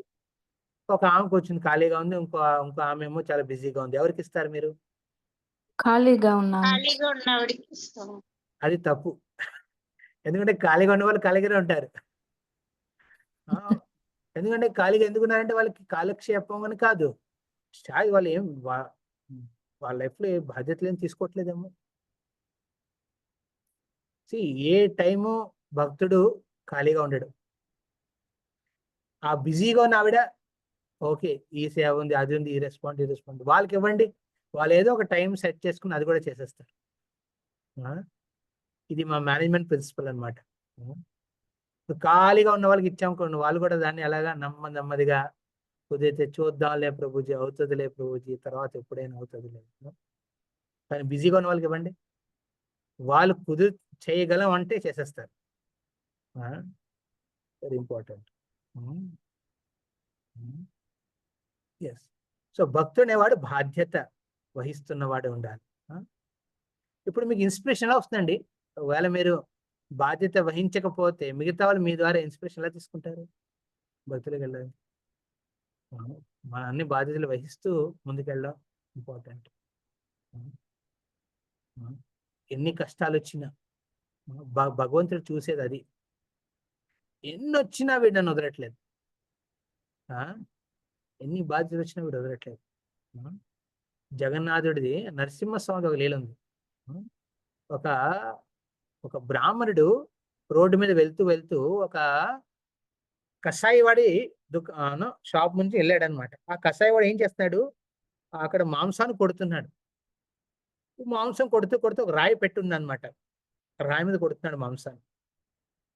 ఈ బ్రాహ్మణుడు అక్కడ చూడాలనుకోలేదు, కానీ తన కళ్ళు ఆ రాయి మీద పడినాయి. ఆ రాయి చూడడానికి వింతగా ఉంది. చూస్తే ఏం తెలిసిందంటే నరసింహశీల, సాక్షాత్ నరసింహస్వామి శీల అది. అది చూసి ఎంతో బాధపడ్డాడు. అరే ఇదేంటి? త్వరగా వెళ్ళి ఆ కషాయవాడిని అడిగాడు, అరే ఏమయ్యా, ఈ రాయి మీద ఎందుకు కొడుతున్నావయ్యా? ఇది సాధారణ రాయి కాదు, సాక్షాత్ నరసింహశీల స్వామిది, నాకు ఇచ్చేయి, దీని బదులు ఇంకో రాయి ఇస్తానని. ఒరే బ్రాహ్మణుడు అడుగుతున్నాడులే అని కషాయవాడు ఏం చేశాడండి, సరే ఏదో ఒక రాయి తీసుకురా, మంచిది, కొంచెం మూల్యం కూడా కట్టు, అప్పుడు నీకు ఇస్తాను ఈ రాయిని. వెళ్ళి తన దగ్గర ఉన్న అర్చించిన ధనంలో కొంత సంపాదన తన చేతికిచ్చి ఆ రాయిని తీసుకొచ్చాడు. ఆ రాయిని తీసుకొచ్చి పరిశుద్ధం చేసి అభిషేకాలు చేసి ఇంట్లో పెట్టి పూజించడం స్టార్ట్ చేశాడు. అనిపించింది అన్నమాట, నేను బ్రాహ్మణ్ణి, అలా భగవంతుడి శీలాన్ని ఈ విధంగా ఎవరు ఏదో ఒక విధానం యూజ్ చేస్తుంటే ఇది బాగుండలేదు, మంచిది కాదు. తన ధర్మాన్ని వహించాడు. భగవంతుడు రాత్రి స్వప్నంలోకి వస్తాడు, రే బ్రాహ్మణుడా, నీకెంత పొగరు, నేను ఇంచక్క ఆ కషాయి వాడి దుకాణంలో ఉండి నా సమయానికి కేటాయిస్తుంటే నువ్వెవడు నన్ను తీసుకురావడానికి ఇక్కడికి, మళ్ళీ తిరిగి అక్కడికి పెట్టినాను, నేను ఇక్కడ ఉండాలనుకోవట్లేదు అని నరసింహస్వామి ఉగ్ర రూపంలో తన గంభీర ధ్వనితో అంటాడనమాట. అది విన్న బ్రాహ్మడు స్వప్నంలోనే, ఓ భగవంతుడా, నిన్ను అక్కడికి తీసుకెళ్ళడం కుదరదు, అది అస్సలు మంచిది కాదు, అక్కడ ఆ కషాయి వాడు నిన్ను ఆ రక్తం ధారల్లో నిన్ను పెడుతున్నాడు, అది అస్సలు మంచిది కాదు, నేను తీసుకెళ్ళను అంటాడు. అప్పుడు భగవంతుడి కోపం వస్తుంది అనమాట నరసింహస్వామి, నన్ను తీసుకెళ్ళకపోతే నువ్వు అన్నీ పోగొట్టుకుంటావు, నెమ్మదిగా ఒక్కటి పోగొట్టుకుంటావు. బ్రాహ్మణుడు అంటాడు, నేనేం పోగొట్టుకున్నా పర్లేదు, కానీ నీ సేవ మాత్రం వదలను. నేను జనరల్లీ అటువైపు కషాయి వాడి దుకాణం వైపు చూడను, ఇది దైవ సంకల్పం, అందుకే అటువైపు చూశాను. అటువైపు చూడగానే నువ్వు కనపడ్డావు, నిన్ను చూసి ఎలా వదిలేయగలనయ్యా, అందుకే తీసుకొచ్చాను. తీసుకొని పెట్టుకున్నప్పుడు నెమ్మదిగా ఏమైందండి, తన జీవితం ఎన్నో బాధలు వచ్చినాయి. తన భార్య పిల్లలు అనారోగ్యులయ్యారనమాట. క్షీణించడం చాటి అనారోగ్యం. ఇప్పుడు స్వప్నంలో భగవంతుడు వచ్చాడు, ఏమే చూసావా, నన్ను తిరిగి పెట్టకపోవడం వల్ల ఏమవుతుందని జీవితంలో చూస్తున్నావా? నీ భార్య పిల్లలు అనారోగ్యంలో అయ్యారు, నెమ్మది ఒక్కొక్కరు ప్రాణాలు కోల్పోతారు, నీ దగ్గర ఉన్న ధనం, నీ దగ్గర ఉన్న పేరు ప్రతిష్ట అన్నీ పోతాయి, చూసుకో అని అంటాడు. ఇవన్నీ కాపాడుకోవాలనుకుంటే నువ్వు నన్ను తిరిగి అక్కడ పెట్టేయమని. కానీ ఆ బ్రాహ్మణుడు స్వప్నం అంటాడు, ఏమైనా నిన్ను మాత్రం నేను వదలను. నెమ్మదిగా తన ఆరోగ్యం కూడా క్షీణించింది. తను చెయ్యాల్సిన ధర్మ కర్మలు జనరల్లీ చేసేవాడు అనమాట. బ్రాహ్మణుడి కింద ఒక ఉపాధి కింద సేవలు అందించేవాడు ప్రజలకి. కానీ ఇప్పుడు చేయలేకపోయాడు. దానివల్ల తనకు వచ్చే ఏంటది భిక్షం, ఇంకా తనకు వచ్చే దక్షిణ కూడా రావడం ఆగిపోయింది. దానివల్ల ఇంట్లో తినిపించడానికి తిండి లేదు, వాళ్ళ అనారోగ్యాన్ని ట్రీట్ చేసేయడానికి డబ్బు లేదు. ఈ విధంగా ఒక్కొక్కళ్ళు క్షీణించి ఒక విధంగా ఆ పరివారం అంతా బహిష్కరణం అయిపోయింది. ఎవ్వరు వాళ్ళ ఇంటికి వెళ్ళేవారు కాదు. అప్పుడు భగవంతుడు స్వప్నంలోకి వచ్చి చెప్పాడు, ఇప్పుడు కూడా ఇంకా ఆలస్యం కాలేదు, నువ్వు నన్ను తిరిగి మళ్ళీ పెట్టకపోతే ఇంకా మీ పరివారంలో ఎవ్వరూ బతుకుంటారని. అప్పుడు ఆ భక్తుడికి యాక్చువల్లీ ఎంత అనారోగ్యం అంటే ఆ బ్రాహ్మణుడికి ఏమీ గుర్తు రావట్లేదు. అని తనకి భార్య ఎక్కడుంది, పిల్లలు ఎంత ఉన్నారు, ఎక్కడున్నారు, వాళ్ళు ఎలా పరిస్థితిలో ఉన్నారు, బతుకున్నారా లేరా అనేది కూడా. కానీ ఒకటి గుర్తుంది, ఆ శాలిగ్రామశీల సేవ. ఏమయ్యా, నా బాధ్యతని నేను వదలలేను, నాకు స్మరణ ఉన్నసేపు నా బ్రాహ్మణ కార్యంలోని బాధ్యతలు వహిస్తూ ఉంటాను. ఎవరు ఇస్తున్నారా లేదా అనేది కాదు, ఇస్తున్నాను. అదేవిధంగా నీకు చేసే భక్తిని కూడా నేను వదలను అని అప్పుడు సంకల్పం తీసుకుంటాడు. ఏది ఏమైనా నేను మరణించిన తర్వాతే అవుతుంది. నువ్వు అక్కడికి వెళ్ళాలనే ఉద్దేశం నీకు ఉంటే ఇది నా శ్వాస వదిలిన తర్వాతే నువ్వు వెళ్ళగలవు. అప్పుడు ఆ నరసింహస్వామి ఎంతో ఆనందపడతాడు. ఆనందపడి అంటాడు, ఏమయ్యా, నీ భక్తిని పరీక్షించడం కోసం ఇలాంటి పరిస్థితుల్లో నిన్ను ఉంచాల్సి వచ్చింది. అద్భుతం, నీ భక్తి అద్భుతం, అమోఘం. మళ్ళీ భగవంతుడు అనుగ్రహించి తన జీవితంలో అన్ని అనారోగ్యం పాలైన తన భార్య పిల్లలు తను స్వయంగా అందరూ మళ్ళీ కుదురు పడతారన్నమాట. ఆరోగ్యం బాగుపడుతుంది, బాగుపడి మళ్ళీ ఒక మంచి స్థాయికి చేరుకుంటారు. అలా భగవంతుడు అప్పుడప్పుడు పరీక్షిస్తుంటాడు అనమాట. మీ బాధ్యతల ద్వారా పరీక్షిస్తూ ఉంటాడు. అప్పుడు కూడా మన భక్తిని అనుసరిస్తూ భక్త సాంగత్యంలో మార్గదర్శనలో ఉంటూ మన భక్తిని ముందు తీసుకెళ్తే అది మన పరిశుద్ధానికి కారణం అవుతుంది. మన కర్మను శుద్ధీకరణం చేయడం కోసం భగవంతుడు ఈ విధంగా చేస్తారు. హరే కృష్ణ. ఓకే, ఇంకెవరికైనా ఏదైనా పాయింట్, ఏదైనా ప్రశ్న? హరే కృష్ణ ప్రభుజీ. హరే కృష్ణ. రమణరావు.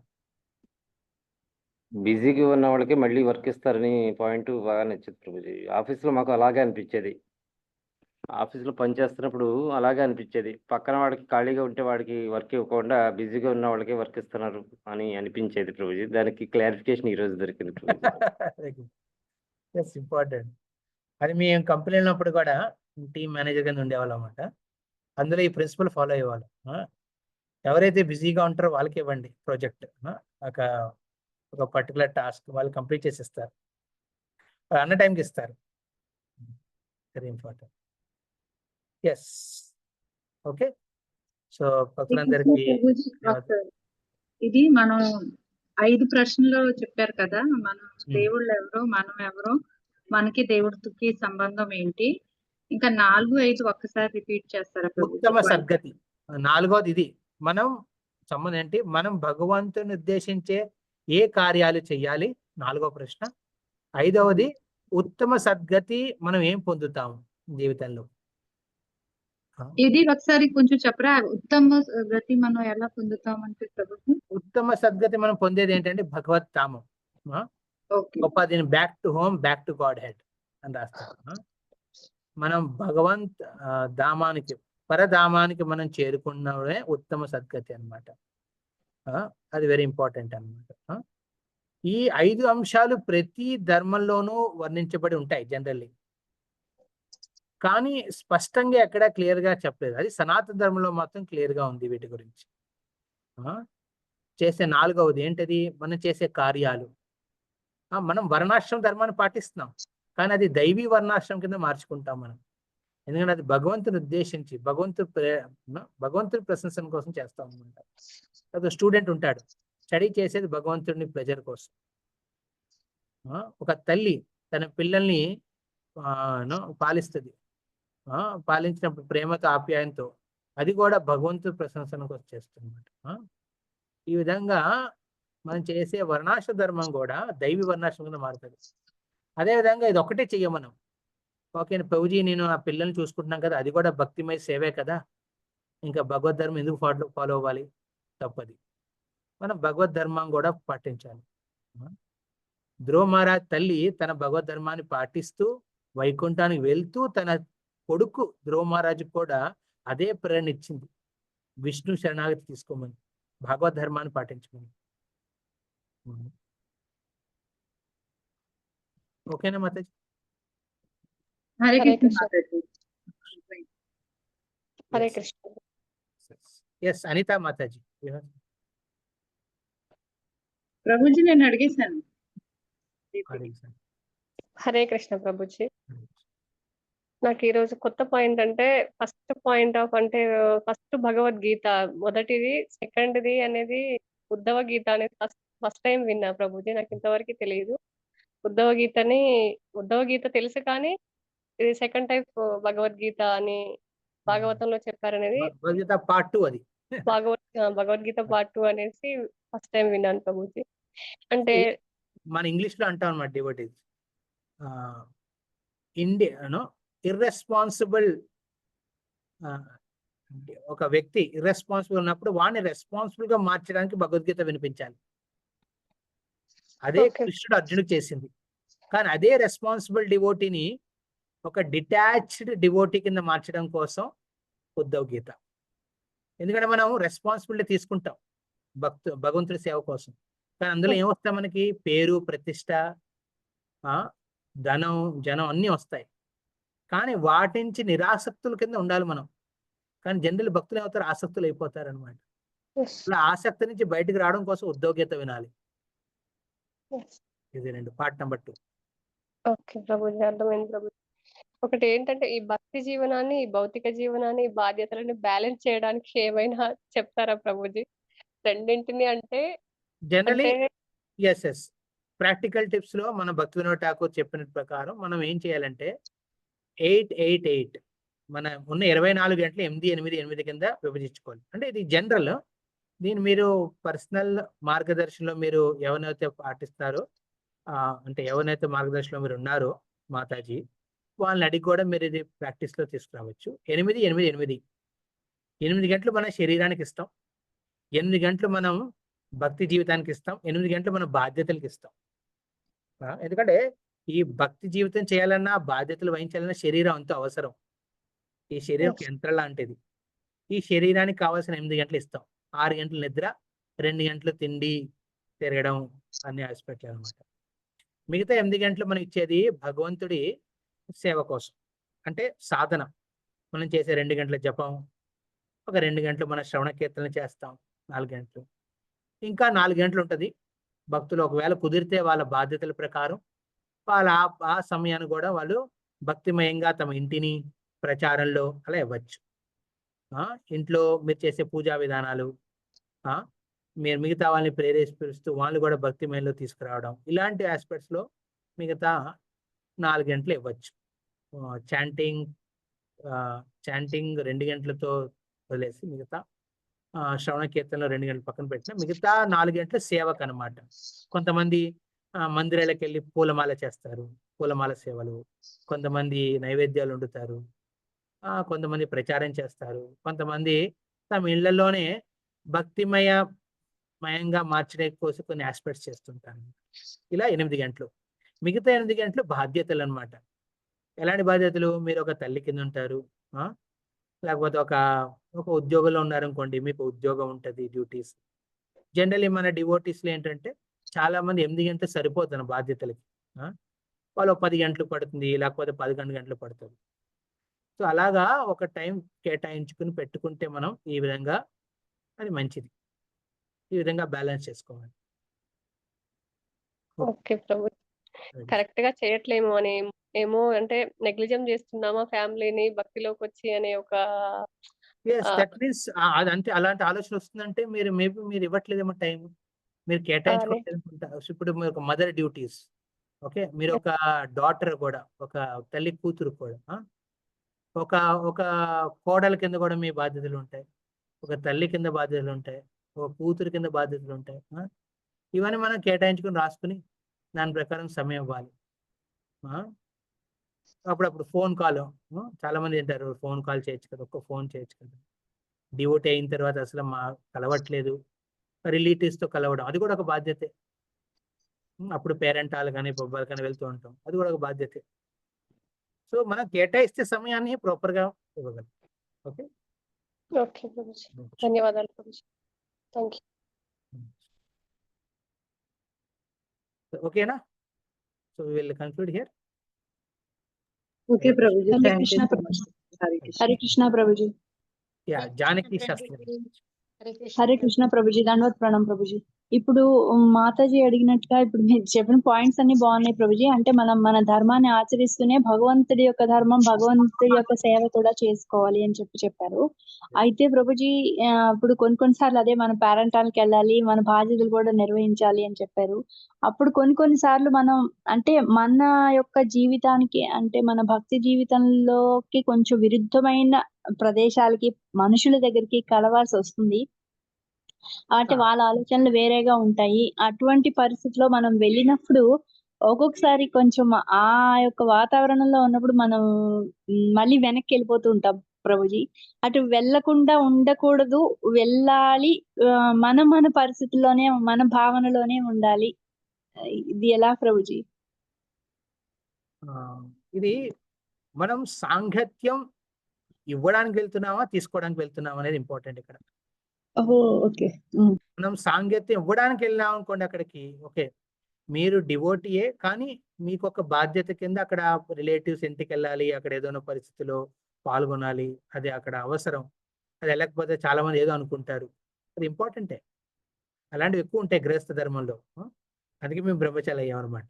మాకు అలాంటివి ఉండే ఎక్కువ. సో మీకు అలాంటివి ఉన్నప్పుడు అవి మీ పరిశుద్ధ కోసమే, అవి మిమ్మల్ని పరిశుభ్రం చేస్తాయి. అది ఒక పరీక్ష లాంటిది అనమాట. అక్కడికి వెళ్ళి మీరు సాంగత్యం తీసుకుంటున్నారా లేకపోతే ఇస్తున్నారా అనేది ఇంపార్టెంట్. అక్కడికి వెళ్ళి జనరల్లీ మనం అక్కడికి వెళ్ళినప్పుడు వాళ్ళలో ఒక మనిషి కింద ఉండాల్సి వస్తుంది. వాళ్ళలో మనిషి కింద ఉన్నప్పుడు వాళ్ళు మనిషి కింద ఉండి మన బాధ్యతలు వహిస్తూ, మన లోపల రఘునాథ్ దాస్ గోస్వామికి చైతన్య మహాప్రభు ఇదే చెప్పాడు అనమాట. ఇంట్లోనే ఉండు, కానీ మానసిక రూపంగా నువ్వు కృష్ణ చైతన్యంలో ఉండు, కానీ బహిరంగంగా నీ తండ్రి, నీ అంటే నీ అంకల్ వాళ్ళ వ్యాపారంలో హెల్ప్ చేస్తూ ఉండని రఘునాథ్ దాస్ కోసం చేశాడు. అవన్నీ బాధ్యతను వహించాడు. అలా అని ఆయన కంటామినేట్ అవ్వలేదు అక్కడ. కానీ జనరల్లీ మనం ఎప్పుడు వెనకబడిపోతామంటే, ప్రతికూలంగా ఎప్పుడు మారుతుందంటే మనం ఎప్పుడైతే ఆ సాంగత్యాన్ని తీసుకుంటే వాళ్ళ ఆలోచన విధానాలు మనం కూడా ఎంత బాగుందో వాళ్ళ ఆలోచన, అరే వాళ్ళు బాగా జీవిస్తున్నారే, మన భక్తులు ఎంత తల జీవించలేకపోతున్నాం అయ్యో అనే ఒక బాధతో వాళ్ళతో మాట్లాడినప్పుడు వాళ్ళు ఇంకో ఐడియాస్ చెప్తారన్నమాట. ఇలా చేయి, అలా చేయి, అరే చాంటింగ్ ఎందుకు అవసరం, పక్కన పెట్టే. అలాంటి సిచ్యువేషన్ వెళ్తున్నప్పుడు మనం కొంచెం దూరంగా ఉండాలి. ఇది ఒక పాము ముంగిసి లాగా అనమాట. ఒక పాము ముంగిసి. పాము అనేది ఏంటి? అసత్సంగం. ముంగిసి అనేది మనం. ఒక పాముని ముంగిసి వెళ్ళి సాంగత్యం ఉంటే దాన్ని అటాక్ చేసేటప్పుడు అప్పుడప్పుడు ఏం చేస్తుందంటే ముంగూసు, దాని పాము కాటు వస్తుంది. పాము కాటు అయినప్పుడల్లా అది వెనక్కి వస్తుంది. మళ్ళీ వెనక్కి వచ్చి పొదల్లోకి వెళ్ళి అక్కడున్న కొన్ని జడిబుడ్డులు తింటుంది అనమాట. కొన్ని రోట్లను, వేళ్ళని తింటుంది. ఆ వేళ తినడం వల్ల ఏమవుతుందండి, తన శరీరంలో ఉన్న విషానికి విరుద్ధంగా ఒక ఔషధం మారుతుంది అనమాట. మళ్ళీ వచ్చి అటాక్ చేస్తుంది ఆ పావుని. నెమ్మదిగా ఆ పావుని పొదల్లోకి తీసుకొచ్చి అక్కడ ఆ పావుని చీల్చి చెండాడి చంపుతుంది అనమాట. భక్తులు అలా చేయాలన్నమాట. మన రిలేటివ్స్ కానీ ఎవరైనా వాళ్ళు నెమ్మదిగా సాంగత్యంలోకి తీసుకొచ్చే ప్రయత్నం చేయాలి. అందుకే వాళ్ళు పెట్టే ప్రోగ్రామ్స్ కానీ అందులో అది మీకు ప్రతికూలం కాదు. మీ వాళ్ళే. సో అది ప్రతికూలంగా అంటే ఇప్పుడు భక్తికి 4 నియమాలని ఉల్లంఘిస్తూ యాక్టివిటీ అనుకుంటే అప్పుడు మీరు వద్దనొచ్చు. కానీ 4 నియమాలు ఉల్లంఘించే కాకుండా మామూలుగా వెళ్ళి వాళ్ళని పలకరించి మాట్లాడి వాళ్ళతో కొంచెం పరిచయాన్ని కొంచెం గట్టిగా పరుచుకుని మళ్ళీ వచ్చి గిఫ్ట్ ఇచ్చుకుని వాటెవర్ మళ్ళీ వచ్చి పర్లేదు. కానీ అక్కడికి వెళ్ళి ఆ సాంగత్యంలో మీ పాము కాటి వల్ల విషపూరితం అవుతుంది అనుకోండి, మీరు వెనక్కి మళ్ళీ వెళ్ళాలి. వెనక్కి ఆ ముంగీస్లాగా వెనక్కి వచ్చి ఆ వైష్ణవ సాంగత్యం ఒక ఔషధ పొదలు లాంటివి అనమాట. ఆ పొదల్లోకి వెళ్ళి అక్కడ సాంగత్యం తీసుకుని మళ్ళీ మీరు వెనక్కి వెళ్ళాలి. అలా వాళ్ళు నెమ్మదిగా భక్త సాంగత్యంలో తీసుకొస్తే వాళ్ళే ఆ పాము విషపూరితమైన ఆ ఆస్పెక్ట్స్ అన్ని వాళ్ళ లెవెల్ కూడా మారుతాయి. ప్రతి ఒక్కరూ జన్మతో భక్తులు కాదు కదా, వాళ్ళకి సమయం ఇస్తే కదా వాళ్ళు భక్తులు అవుతారు. అలాంటి ఆలోచన స్నేహ భావం ఉండాలి మీ పరివారంలో. అది వాళ్ళ ఇంపార్టెంట్, ఎస్పెషల్లీ గృహస్థులకి. మీరు ఒక్కళ్ళు భక్తి చేస్తూ నేను ముందుకెళ్తాను, నా పిల్లలు చేస్తున్నారా, మొగుడు చేస్తున్నాడా, ఇళ్ళలో వాళ్ళు మిగతా వాళ్ళు ఏమనుకుంటున్నారు, నాకేం సంబంధం లేదు, నేను ఒక్కదాన్ని చేసుకుంటూ వెళ్ళిపోతాను అనే ఆలోచనతో ఉంటే చాలా కష్టం, ఒంటరి వాళ్ళు అయిపోతారు. సో అందరినీ కలిసి కట్టుకుని నెమ్మదిగా ప్రేమతో, కొంతమందికి కొన్ని నెలలు పట్టచ్చు, కొంతమందికి ఏళ్ళు పట్టచ్చు, కానీ నెమ్మదిగా ఓర్పుతో ముందుకు వెళ్తూ వెళ్ళాలన్నమాట. ప్రభుపాద ఒక శిష్యురాలు ఉండేది. ఆవిడ ప్రభుపాద్ దీక్ష తీసుకున్న శిష్యురాలు అన్నమాట. ఒకసారి ప్రభుపాద్ దగ్గరికి వెళ్ళి, స్వామీజీ, ప్రభుపాద్ నా మొగుడు మాంసాహారి, నన్ను రోజు ఇబ్బంది పెడతాడు వండమని, ఏం చెయ్యాలని. ఇమాజిన్, వెరీ ఎక్స్ట్రీమ్ అనమాట. అప్పుడు ప్రభుపాదులు అన్నారు, నీ భక్తిమయ జీవితంలో నిష్ఠతో అన్ని నియమాలు పాటించు. దాంతో పాటు ఒక భార్య ధర్మం కింద నీ మొగుడిని ఇన్స్పైర్ చేయి, వదిలేయమని. వదలడు, నాకు వడ్డించి ఇవ్వాలంటే వండు. అలా వండుతూ నెమ్మదిగా నీ బాధ్యతల్ని సంజాయించుకో, అంటే నీ మొగుడికి ఈ విధంగా నేను చేస్తాను. నెమ్మదిగా ఆ డివోటీ కూడా కొన్నేళ్ల తర్వాత ప్రభుపాద శిష్యుడిగా మారాడు, తన మొగుడు కూడా. కానీ అప్పుడు ఆవిడ బాధ్యతను వదిలేదు, అప్పటిదాకా చేసింది. అరే నేను వండమంటే వండుతుందంటే బికమ్స్ వెరీ అట్రాక్టెడ్ నా. వండి కూడా వచ్చి నాకు ఈ విధంగా హెల్ప్ చేస్తూ నెమ్మదిగా మార్చింది. చూసి ఆయన కూడా మారాడు అనమాట. సో ఇది ప్రభుపాద ఇచ్చిన గైడెన్స్ అప్పుడు ఆ సమయంలో. కానీ ఆ భక్తి నిష్ఠత ఉండాలన్నమాట మనకి. ఓకే, హరే కృష్ణ. హరే కృష్ణ. ధన్యవాదాలు ప్రభుజీ. హరే కృష్ణ ప్రభుజీ, ధన్యవాదాలు. ప్రభుజీ. ఓకేనా, విల్ కంక్లూడ్ హియర్. మాకైతే అంతర్గతంగా యుద్ధమే జరుగుతుంది ప్రభుజీ. అంతర్గతంగా యుద్ధమే జరుగుతుంది మాకైతే. జీవితం భక్తి జీవితం. యుద్ధం కాదు, ఈ ఛాలెంజ్ అంతే మాతాజీ, ఇది నార్మల్. మీరు ఛాలెంజ్ ప్రాబ్లం కింద తీసుకోకండి. మన జీవితంలో దీన్ని ప్రాబ్లం కింద అనుకుంటే అది ప్రాబ్లం కింద ఉండిపోతుంది. ప్రాబ్లం కాదు ప్రభుజీ, అంటే ఫైటింగ్ అనేది కొంచెం ఎట్లా మనం చేస్తున్నామా, తప్పు చేస్తున్నామా, రైట్ చేస్తున్నామా, ఎలా చేస్తున్నాం, ఒక రకమైన సంఘర్షణ అనేది అయితే కొద్దిగా సంఘర్షణ మంచిది. మీరు ఒక మార్గదర్శనంలో మీరు అర్థం చేస్తున్నారు, ఒక ఈ విధంగా ఇప్పుడు మారాలి, ఈ విధంగా అంటే ఇంప్రూవ్ అలాట్. ఏది వచ్చినా కృష్ణాని వదిలేది లేదు ప్రభుజీ. ఎస్ ప్రభుజీ. హరే కృష్ణ. హరే కృష్ణ. హరే కృష్ణ. గ్రంథరాజ్ శ్రీమద్ భాగవతం కి జై. జగద్గురు శిల ప్రభుపాదికి నితాయ్ గౌర్ ప్రణామం. Hari Hari Hari. Thank you so much Prabhuji. Hare Hare Krishna. Krishna. Hare Krishna Prabhuji, ధన్యవాదాలు ప్రభుజీ. హరే కృష్ణ ప్రభుజీ, ధన్యవాదాలు ప్రభుజీ. హరే కృష్ణ. Thank you Prabhuji. హరే కృష్ణ.